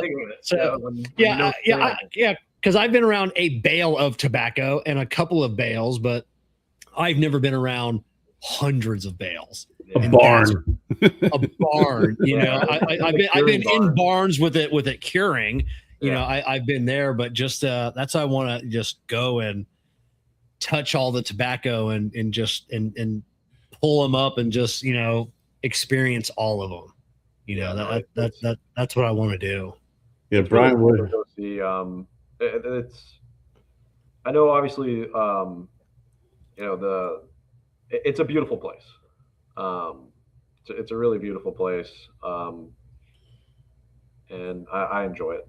I enjoy going out there, and the scenery is very nice. It's very beautiful. I know, obviously, it's I guess you could say a poor country from a third world country, but from our standards, yeah. Right, yeah. But I personally think it's very beautiful. There's a lot of just natural stuff out there that at least I don't get to see in Miami. So it's a big change of scenery. There's things you don't, but there's things you see in Miami that no one else sees either. No, so very true. So that's it. And Brian, yes, I did go to Cuba, but we only went to like the Monte Cristo factory. I was gonna say that was very, very structured. Kevin just wants to go into a barn, and you may not get him out of that barn. Yeah, that's it. And it was funny. I was chatting. Hold on one second. I did go to Cuba, and but Evan took the other group this past I think a few weeks or a month ago, and they all came back with tummy issues this time. Not a thrilling. Their time over there was good, but came back with a not so much coming back. So came back with more than memories. Yeah. That's it. Maybe some kind of worm or something they came back with. So I don't know. But I've never been to Cuba, which is surprising because with my background, I probably should go, especially my wife too. But I know my wife's been there a few times when she was younger, but I've never been there, so I wouldn't know where to go. Hey, Ron, I know you said and you mentioned that a while back that the factory did go out on their own, make some of their own cigars. I think it was under Alec Bradley. With kind of, you said 2024 relaunching this new line, new brand. Are there any lessons learned that you talked to them about that from back when I think back 2014, 2015 when they did come out and release some of the factory's direct cigars? Any lessons learned from that attempt or that launch to now? I'm sure there is. I don't know if they pass along any words of wisdom saying, "Hey, we tried this before. Don't do this." Yeah. Obviously, the first time around, I wasn't a part of it because it was before my time in the industry. So I don't know the story behind it or what happened. But obviously, this time around,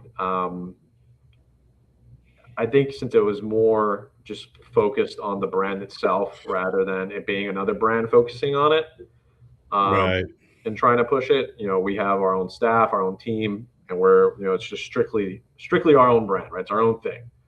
So I think that was probably would be the most important thing is we're behind our own brand.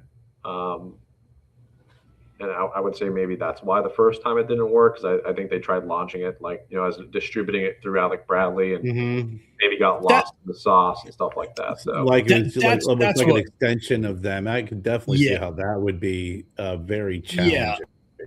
Yeah, I could see that too, and that's where I was going to go. It's like when you got an Alec Bradley rep coming in and be like, hey, we have 37 cigars, brands, would you like a 38th?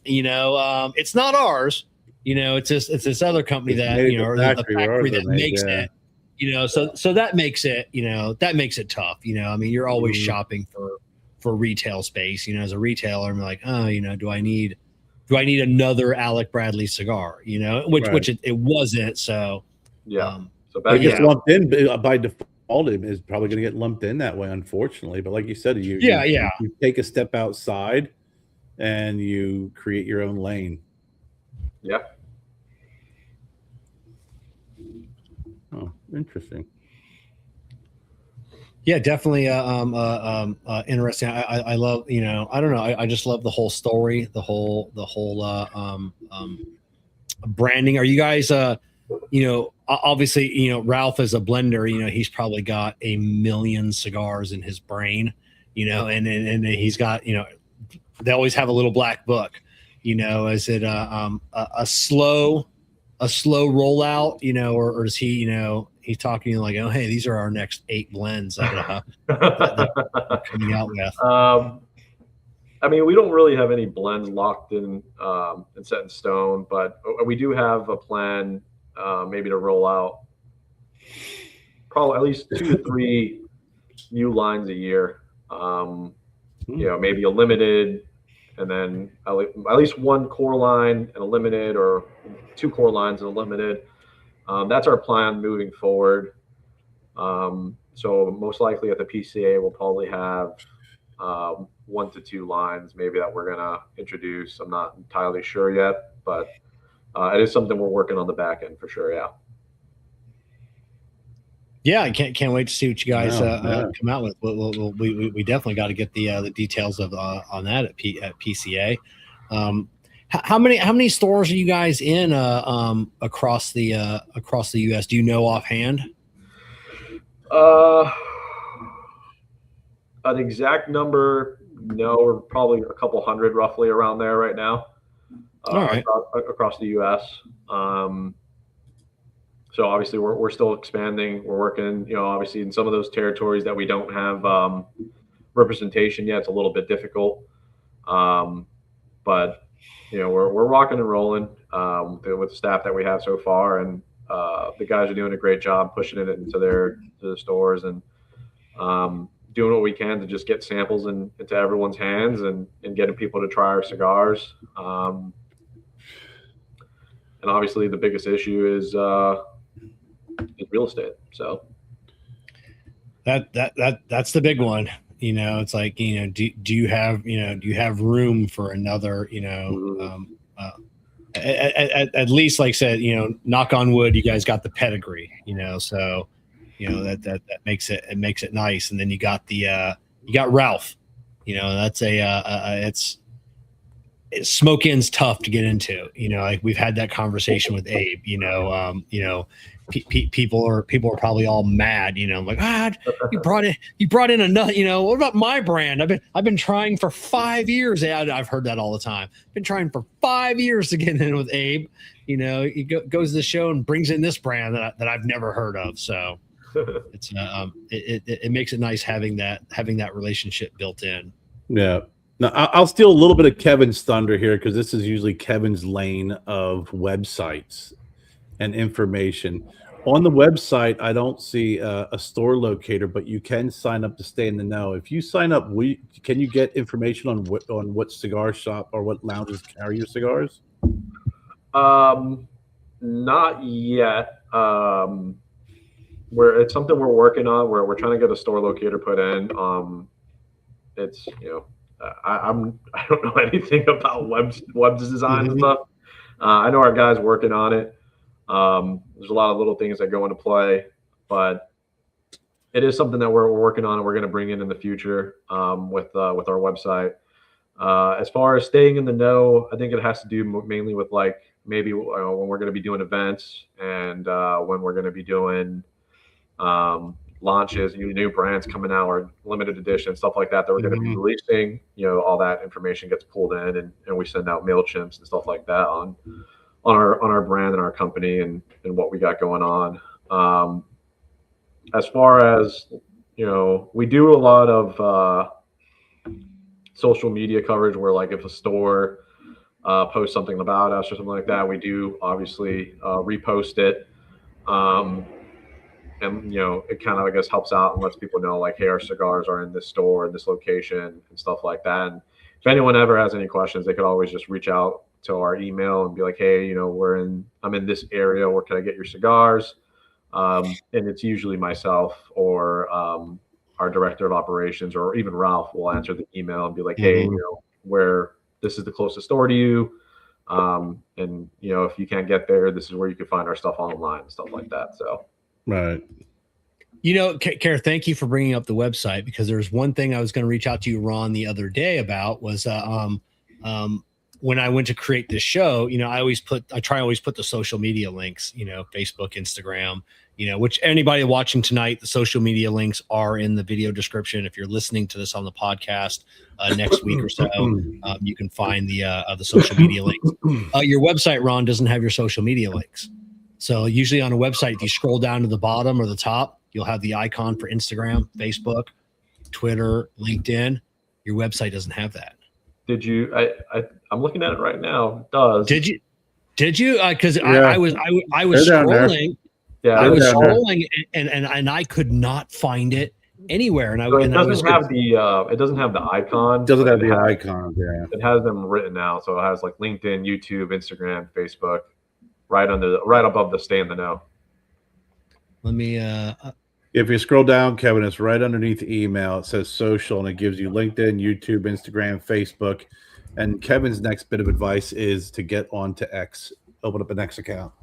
So, yeah. I'm what type of X account? No, social. Oh yeah. Oh, so there. OnlyFans.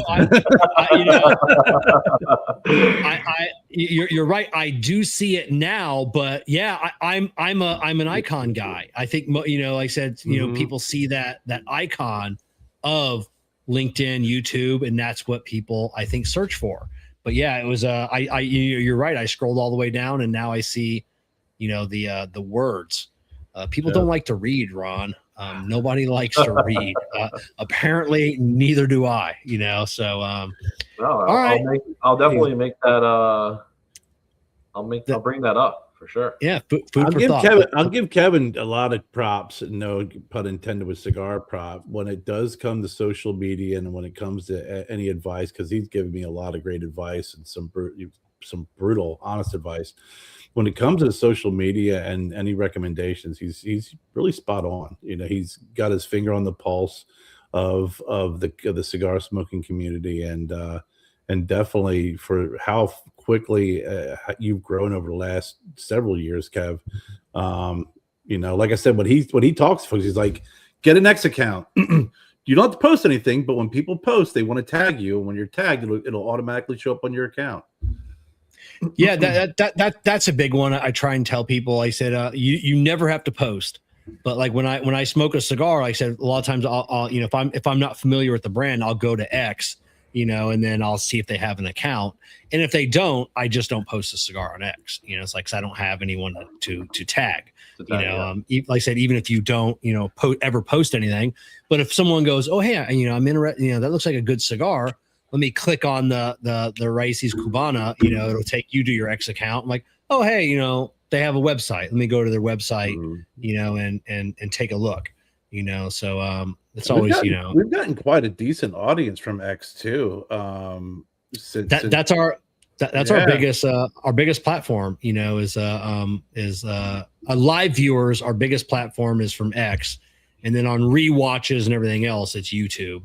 But yeah, X has a huge following. So that would be my only if I owned your company, this is what I would do, type of, but you do have a, which I love, a very simple website. You go to it and you scroll down. Yep. That's it. That's all I want. Yep. I do love the fancy graphics, and then things come in and things move away and things are always happening, and it's like, that's it. But sometimes I just want to go to someone's website and then scroll down on the homepage. I don't have to look for your cigars. I don't have to sit there and sort through the, and maybe skip over one. It's different colorations. It's very boom right there. Oh yeah. Yeah, I love it. So, what's your what's your personal goal? For the company going into 2026. Do you have any? I know the whiteboard in your office there. The list of things that you hope to accomplish. My personal goal, I definitely one. I'm gonna, my wife's gonna get upset, but definitely want to get out there a lot more and just touch. More retailers, visit more shops that I currently am, just to spread the word a little bit more. So probably just have a little bit more of a travel schedule for next year. Get out there, do a lot more traveling than I was able to do this year. And that's my personal goal, honestly. As far as the company personal goal, we're working on it. We're still working on it for 2026. Yeah. I mean, I hate to say you're a new company, you're not, but at the same time, you are. So yeah, you've got, tons of ground, to make up. And, I'm excited to see, especially, I get excited when I find a cigar I love, and then I'm excited for the company to see where they go, and to see if next year, you make the list, of whoever, a Half Wheel, Cigar Aficionado, Cigar Snob, everything else. Cause, I love being able to say, oh, I knew them back when they were small, so, and I always knew they'd blow up, Yeah, so there you go, man. that's what I'm excited about. Does your wife smoke cigars at all? Yeah, she was actually. Oh, did she? She'll be at the trade show this year with me. So she was at the trade show last year. She was modeling our cigars. Not playing. No, yeah, she does. She, every now and then we sit down together and, maybe if the kids are asleep or if the kids are with the in-laws or, my parents, her mom, whatever, we get to have a little date night. We'll go to a cigar bar and have a cigar and hang out. So that's great. The perfect date night, just keep on, just keep on working, just make sure it's at a lounge that stocks your cigars, so when I get her, when she has a couple of drinks, I know it's going to be a good night. Yeah. So I know, you probably the bulk, of the cigars you're smoking are your own cigars. You got to, obviously you got to keep up with making sure, quality control, everything else, that are in there. But is there anything that you're anything else you're digging on, or what she's digging on, currently from anybody else? It's been a while, so I haven't smoked another. Obviously, like I said, I'm always smoking our stuff for the most part for right now, especially different blends and stuff like that. That just to try them out and make sure that it's something that we want to bring into the portfolio. I will say, starting before I got into the industry, one of my favorites. And I know we didn't actually. This is something that you mentioned earlier, and I completely skipped over it. One of the ones that I tried to find a lot of the times, but it was hard, was Lennox from La Flor Dominicana, the Corona. Yeah, I like that Lennox. A beautiful band on that cigar as well. So that was probably one of the ones that every now and then was my go-to when I first started smoking cigars, and then now it's mostly our stuff. So, yeah, of course, but it is nice. I mean, you're still making cigars for other people. I guess it's hard, but the factory, I'm like, I'll just take a few of these, a few of these. No, I don't. I haven't been to the factory in a while. Yeah, but, I don't know if I'd be allowed to grab something from someone else anyways on there. Yeah, I'm just assuming. I'd call Dion up. I go, hey, I see a pallet here. I don't know if he'd be too happy about that. Yeah, would you mind? And then you said it's okay. I'm like, oh, it's not okay. Well then I owe you a box, by the way. So my bad. I thought it would be okay. No. Kevin living his life on that adage, it's better to ask for forgiveness than permission. Oh yeah. If I come to your factory and be like, hey, I know Dion, like Dion's my boy, he said it. Yeah, he said it was going to be okay. Shahan did what? Take a handwritten note signed by you, but it's Dion. Oh yeah, could you imagine Dion opening a box at the warehouse and then like there's just a note in an empty box? I owe you, and I'm like, oh hey, I'm good for it, Dion. Gab, you'll pull that Costanza. Was that wrong? Shouldn't have I done that? Yeah. Was that wrong? If I'd had known ahead of time, I would have never done that. Yeah, that's it. So, Kerr, any more questions for Ron before we let him go for tonight? No, appreciate your time. This was fantastic. The cigars are great. Thank you. Really excited about not only these current brands and your core brands down, smoking through these and continuing to smoke them, but also what lies ahead in the future, especially with the idea of adding a core line or two and something maybe a little bit more exclusivo. But much great fortune to you all, and much luck, because you guys have definitely hit it out of the ballpark with all the blends that we discussed tonight. I mean, you really have. Like Kevin said, that not one of them is designated to a morning cigar, an evening cigar. They are appropriate for any time you want to sit down and have a good smoke. Anything from I haven't, like Kevin's. You're smoking what, the Classico right now. That's not a mild cigar. It's very engaging. You know, you got that all the way up to something a little bit more full bodied. You really have a good wheelhouse of different blends, and they all have their own different personality and characteristic. And you sit down, you smoke it, and it tells you a story, and it takes you on a journey. And I love it. So good luck and congratulations. Thank you guys. I appreciate it, man. Yeah, it was great being here. You guys are awesome. So I was happy to be here. I was happy to be a part of this for sure. Yeah, we're happy to have you on. And like I said at the beginning, we've been doing this for years now, and people that know us know that. And like I'll say it again, Kerr and I do not fawn over a cigar or a cigar factory or a blender, and we don't do it often. I mean, if we like the cigar, we'll say we like the cigar. Mm. But, I just can't stress enough that, these cigars are fantastic. They really are. And if you know me, I don't say that, just to say that because we have someone from the company on the show. It's a rarity to ever just really, like I said, fawn over a cigar. These cigars are fantastic. And when we hear Jessica and Jennifer talking about them too, that's also kind of that's the other barometer that we use. Yeah. It's like, when we like them, but then when we hear them talking about it, and Jennifer's coming home and, Jessica's coming home and they got an extra bag of, Raices Cubanos, it's like, oh crap. Okay. Well, this is. Yeah.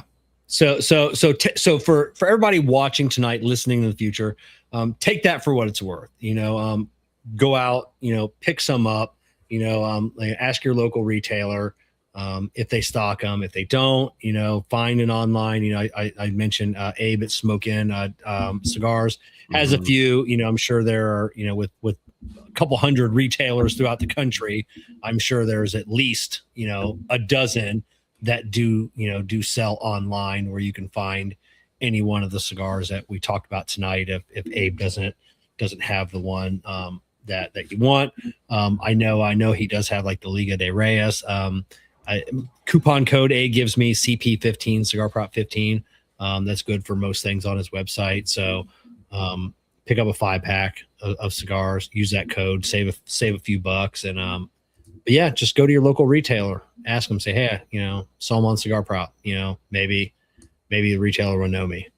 Maybe not. So, and maybe it'll be worth something they look into. Yeah. Yeah. And I know you mentioned you do some giveaways every now and then, right, Kev?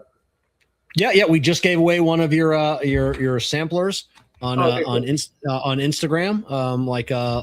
Last week we picked the winner for that. So, okay, right on. Yeah. I mean, if you ever need anything else, I'm more than happy to send you some stuff so you can do some giveaways. If you ever need anything from me, just reach out. We'll do what we can to support you guys as well. I'll reach out after the new year or so, and maybe we'll do another giveaway or something. We'll give away more cigars. So super cool. Right on. Wow. Ron, thanks for coming on and spending almost 2 hours of your Wednesday night with us. We definitely appreciate the time. No problem. I will nowhere I'd rather be right now, honestly. Yeah. Right on. We definitely appreciate that. I get home and I have kids screaming at me. So All right, man. You have a great night. You too, guys. Take it easy. You too. Take care, Ron. Bye. All right, everybody, make sure you're speaking of giveaways, make sure you're following Cigar Prop on Instagram, Facebook, and YouTube. I just got in a package just the other day from a Cigar Oasis. We have their all new, the Cigar Oasis 4.0 a humidifier. I don't even think you can buy these yet. I have 3 of them. Wow. That we are going to be giving away. I'm not keeping any for myself. I love Cigar Oasis.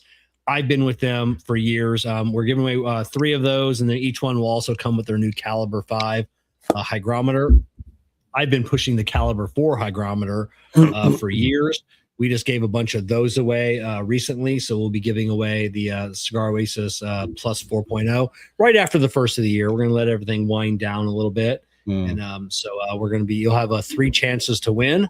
YouTube, Instagram, and Facebook. So make sure you're following me on all those, and so you can get in on that giveaway. So thank you to Cigar Oasis.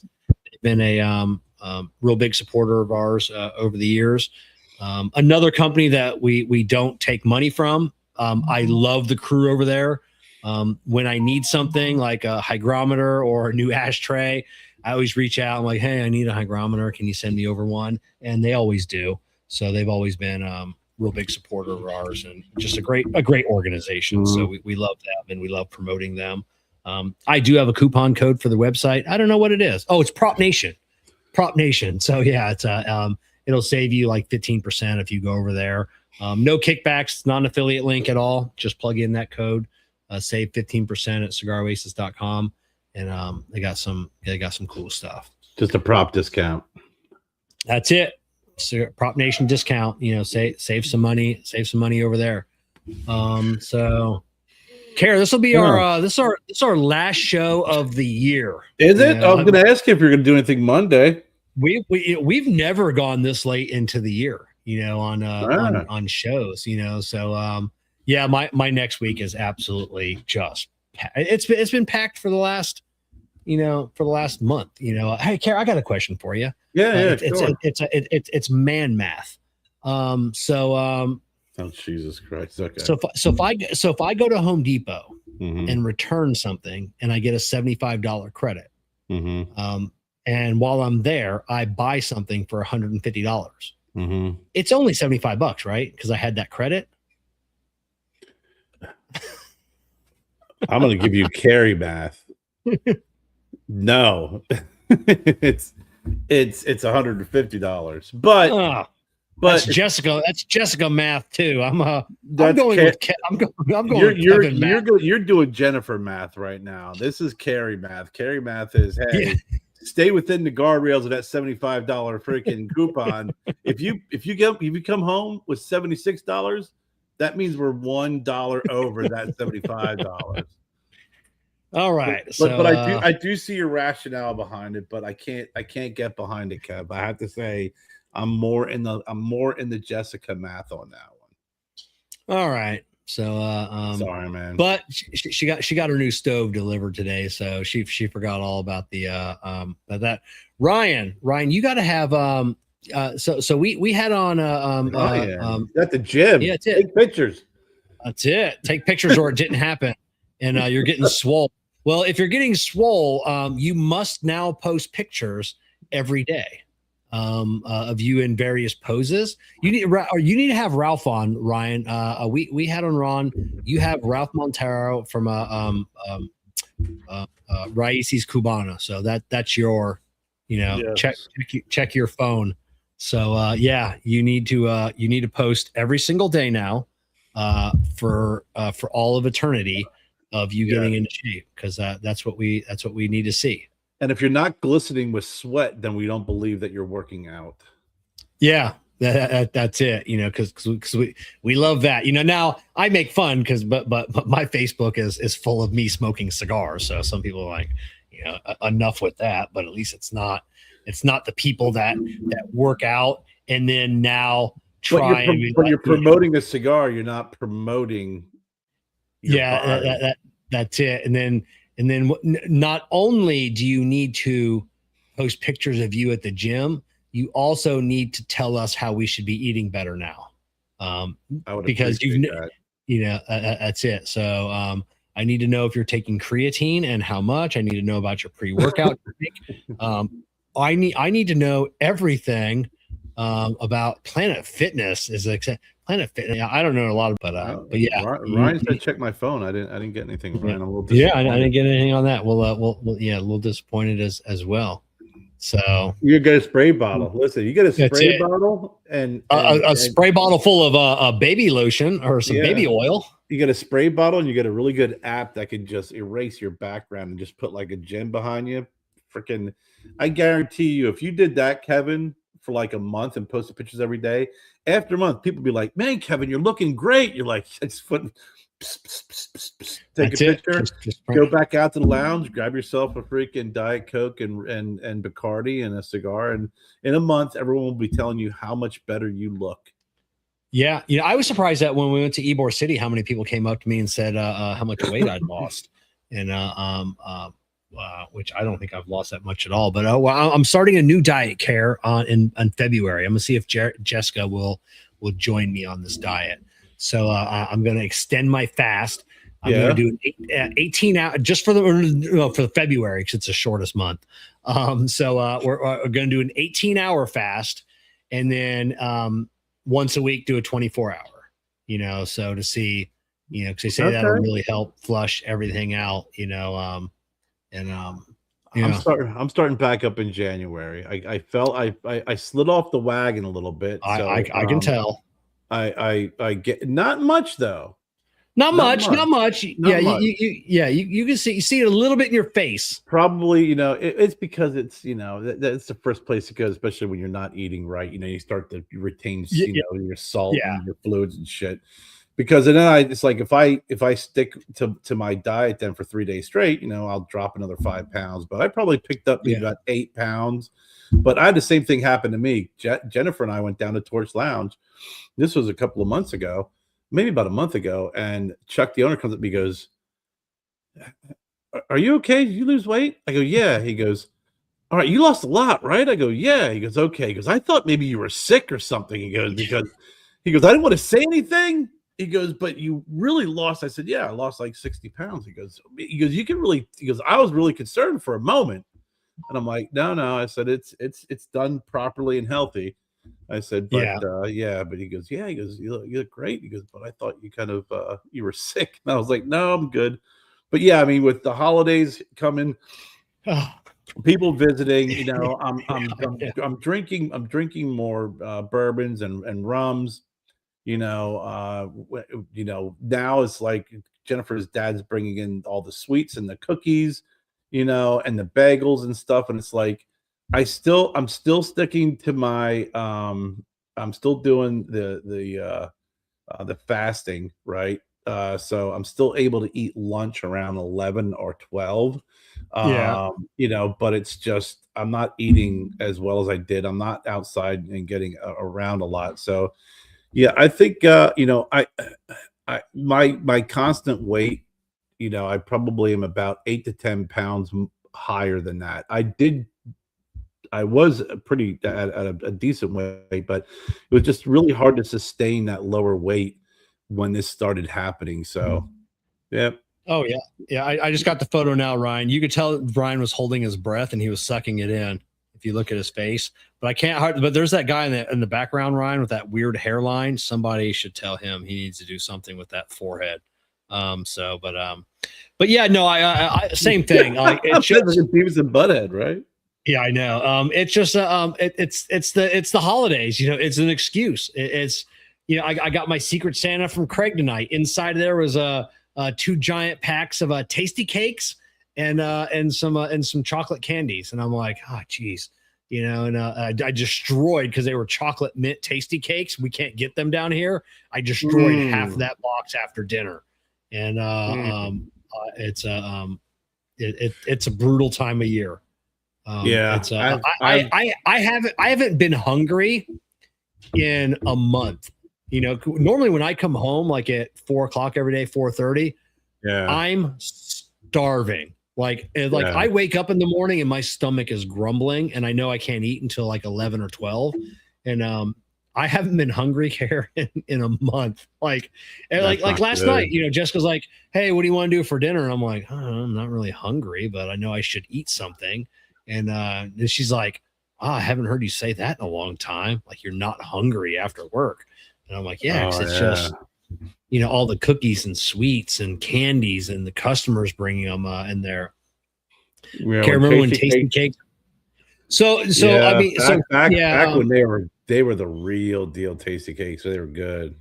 Yeah, we never got like those here, So I didn't grow up knowing what tasty cakes, So when I got to be, as an adult, is when I'm like, oh, these are delicious, and people were like, oh, you should have tasted them back in the day. Oh yeah, you guys, Craig, because he's a Pennsylvania boy. Is the Flyers? Craig. He's the one who sent them all to me. So, that's what I'm saying. I mean, he's a Flyers fan. Yeah. Back in the 70s, they used to do a tasty cake break with Pete the Puck, and it was like a commercial. Yeah, it was. So But what I've been doing is the one thing I'm even though I realize it's this time of the year, when I start getting a little bit lazier with my diet, when I'll be like, yeah, I work from home, I'll just put on some track pants. If you want to get fat without knowing that you're getting fat, and the Jerry Seinfeld to George Costanza is you're wearing sweatpants, you've given up, and that's a sign you've given up. Wear track pants all the time, because eventually you're going to be like, oh, we got to go out. You put your jeans on. You're like, son of a bitch, they don't fit. So now I make sure that I'm wearing pants all the time, and I'm like, okay, these are getting a little tight.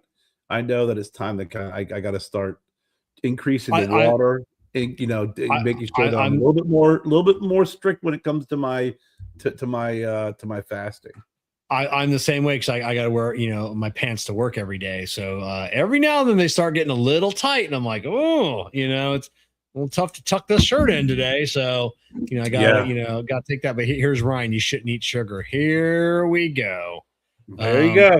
There it is. He's in the fucking gym. You got to give him some advice.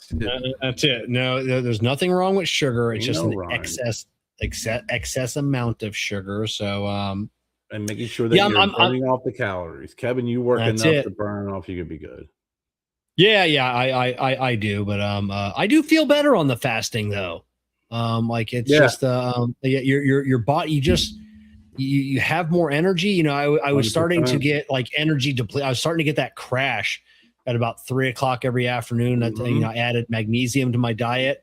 Because asked my doctor about that, and he's like, like 90% of the population is deficient in magnesium. So after I started supplementing that, I'm like, oh, I don't get that 3 o'clock crash anymore. So what used to get me too, that I got back in again, is coffee. For the longest time, I gave up coffee. I didn't drink coffee probably from about April until like September. I mean, I didn't drink, and then every once in a while I'll be like, okay, I'll have a couple, half a cup in the morning. Now I'm back to drinking a full cup of coffee in the morning, and every once in a while now there's a bagel. I'll be like, I'll sneak a bagel, and I'm like, I'm getting off the fasting, and I definitely know a huge difference. I'm more tired in the afternoons, like you said, that crash. Last night I was exhausted, and I'm like, you know what? I got to get back to cutting off my eating at 6 o'clock. And not eating anything till about 12, 1 o'clock the next day. And when I do that and I drink nothing but water, I don't have that crash. I sleep better. I feel better. Yeah. I cut out Monster Energies. And I used to only have one every Sunday, if you watched all my posts. And then every now and then I would have like the big fancy frou-frou drink from Wawa or Dunkin' Donuts. But I stopped doing those.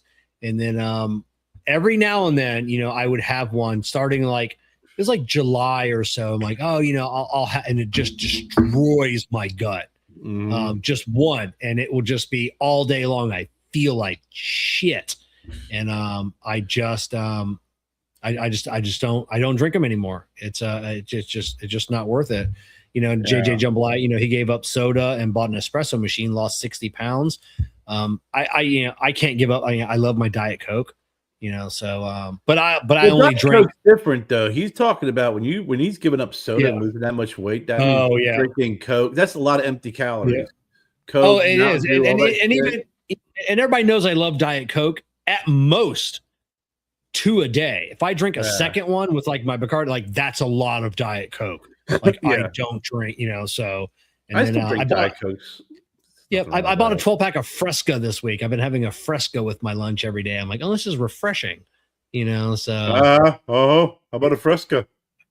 Remember that from Caddyshack? Yeah, very darn. How about a Fresca? I saw that at the at Publix this week. I'm like, oh, I'm gonna pick up some Fresca, and I'm like, oh, it's quite refreshing. But your inner Judge Schmales. Yeah, my Judge Schmales. But yeah, I mean, Diet Coke's fine. I mean, there's no calories in it. It's the person that drinks 5 Cokes a day. That's going to be about 500 to 600 calories. That's just all sugar, and it's just empty calories. It just is. My other technician at work, Eric, and he stops every morning on his way to work, and he buys like this big breakfast. He probably eats a pound of food So he stops every morning at the local gas station that has like a really nice deli and like biscuits and gravy, eggs, hash browns, sausages. So he'll buy one of those, a pack of cigarettes, and 2 Monster Energies. And that's all he consumes all day. So when he leaves at the end of the day, all he'll have had all day long is a big breakfast, a pack of cigarettes, and 2 Monster Energies. And that's like, and wonder why, like during the summertime, him and all the kids that drink, sodas and everything else, about sweating. Oh my God. Like, it'll be 9 o'clock in the morning and they're all changing their shirt for the first time. I'm surprised they're not killing over being dehydrated. I mean, when you're drinking that much sugar and that high caffeine and you're freaking chain smoking, God. It's and that's every 5 days a week. And I just and then the cheap Irishman in me, I just look at that going, God, that's probably $300 or $400 a month. 100, yeah, it is. It's just in that I try to tell him, I said, that Monster Energy is going to kill you, but at least go to Amazon or Sam's and buy a case. Yeah, and bring it to work with you. Yeah, with a little bit extra money in your account. Yeah, so I don't know. I don't know how these kids do it. I only drink. I have like a Fresca or a Diet Coke with my lunch, but I just drink sugar-free Gatorade all day, every day. I have the Gatorade Zero. There's 10 calories in it. It's about 6 grams of sugar. I'm a huge fan of their Glacier Cherry. The white. Yeah, it's so refreshing. The water, and Jen, she'll buy Diet Cokes for me, and every once in a while I'll have a Diet Coke with lunch, maybe one with dinner, maybe. But generally it's water. And like now, it's like the coffees. We got this 6 and 20 freaking bottle. It's a local distillery, and they have this. There's a Carolina cream, and he made it because his mother liked Bailey's Irish cream, but she wanted something, so he made this specifically for her, and it's got rum in it, it's got some bourbon, and it's this delicious cream that if you put in your coffee, it's perfect. But I probably gained like 5 pounds just from that, and maybe cut some beers on Sunday and Saturday watching football. So that's it. And Ryan said at my peak, he was 624 packs a week. That's fucking insane, Ryan. What's that? Soda? Soda? Wait, 6 cases. 6 cases a week? That's a case a day. I don't know how. I don't know how you drink a case a week, let alone a day. Yeah, I probably go through, a 12 pack a week. Yeah, if I'm only drinking 1, maybe 2 a day. So yeah, a 12 pack a week. Wow, he's drinking 624. God. So, now, when I was younger, that was probably my beer consumption. What's that? Coke. Yeah. 6 cases of Coke a week, man. Like I said, back in the day, that was my beer consumption, probably. Yeah. We go through a case a day, or maybe a little bit less, but sweet Jesus, Ryan. You just stop that alone, you're probably going to drop 20 pounds just right off the bat. Without a doubt. God, your blood sugar level is going to love you. And you take a picture like you took and sent to us. That's another 5 pounds. Just that picture alone. Taking the picture like that alone, that's 5 pounds right there. That's it. So yeah, I'm hoping like this month of February to hopefully Jessica will join me to keep me in check, because I'm gonna need some boost. So it's always easier when 2 people go on a diet than 1 person. Yeah, Jennifer and I can't do that. It doesn't work well. It actually causes more arguments than it is. It's just like, you know what? I'm gonna do my diet. Do whatever the fuck you want. I don't care. Yeah. There's times in the evening she'll sit there and eat ice cream in front of me. I'm like, whatever, I drink my water. But so what you're saying is in February, you're going to be pretty cranky during the show. No, not at all. Like I said, it's yeah, I'm only because I already do 12-hour fast, so to go to 18, not a big deal. And the 24-hour, I'm going to do on Tuesday. I'm going to do Tuesday after the show. Oh, so see, you got to have to do at least 14 to 15 hours of fasting. I'm going to do 18 hours of fasting. No, I know, but you say you're doing 12 now. Yeah, I so most day, or I would say half the week I'm doing 12. The other half I'm doing 14. And then I do have Sunday. If I have Sundays off, that's my cheat day, because I know if for me personally, if I don't have a cheat day, and then it's hard during the week, because then I just want to cheat every day. So, and my cheat day is I have breakfast. That's not like I'm consuming. It's not like I'm consuming a bunch of candy. Right, I just eat breakfast. I like a big breakfast. That was my cheat day. Was on Sunday. Yeah. Don't lie.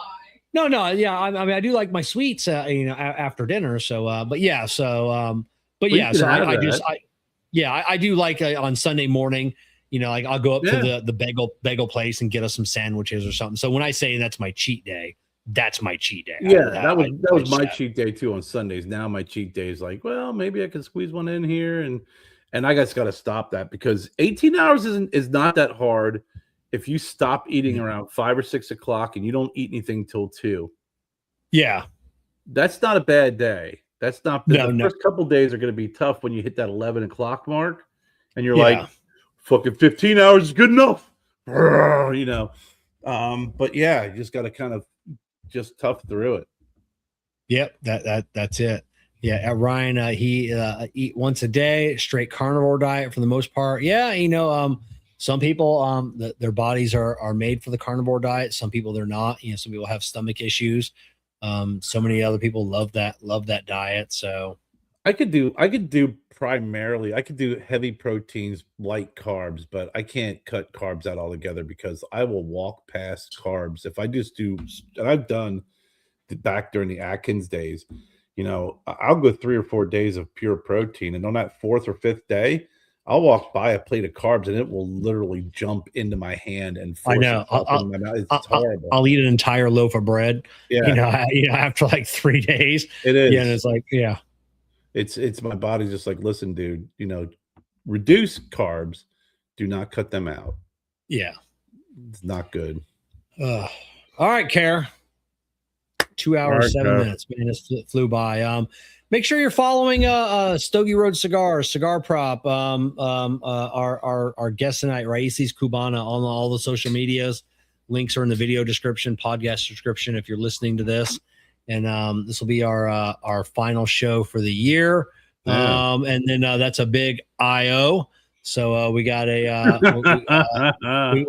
got a big game this weekend. Ohio State. We're going to find out who we're going to play. So it'll be interesting. So it's not a bad time to be a spectator. Yep, not a bad time. So, all right, everybody. Thanks for coming on and joining us. We appreciate you hanging out with us. Yep. Happy New Year. Have a good holiday, whatever you celebrate, if you celebrate anything, and have a very good and safe, happy New Year. And we will see you in 2026. We'll see you in 2026.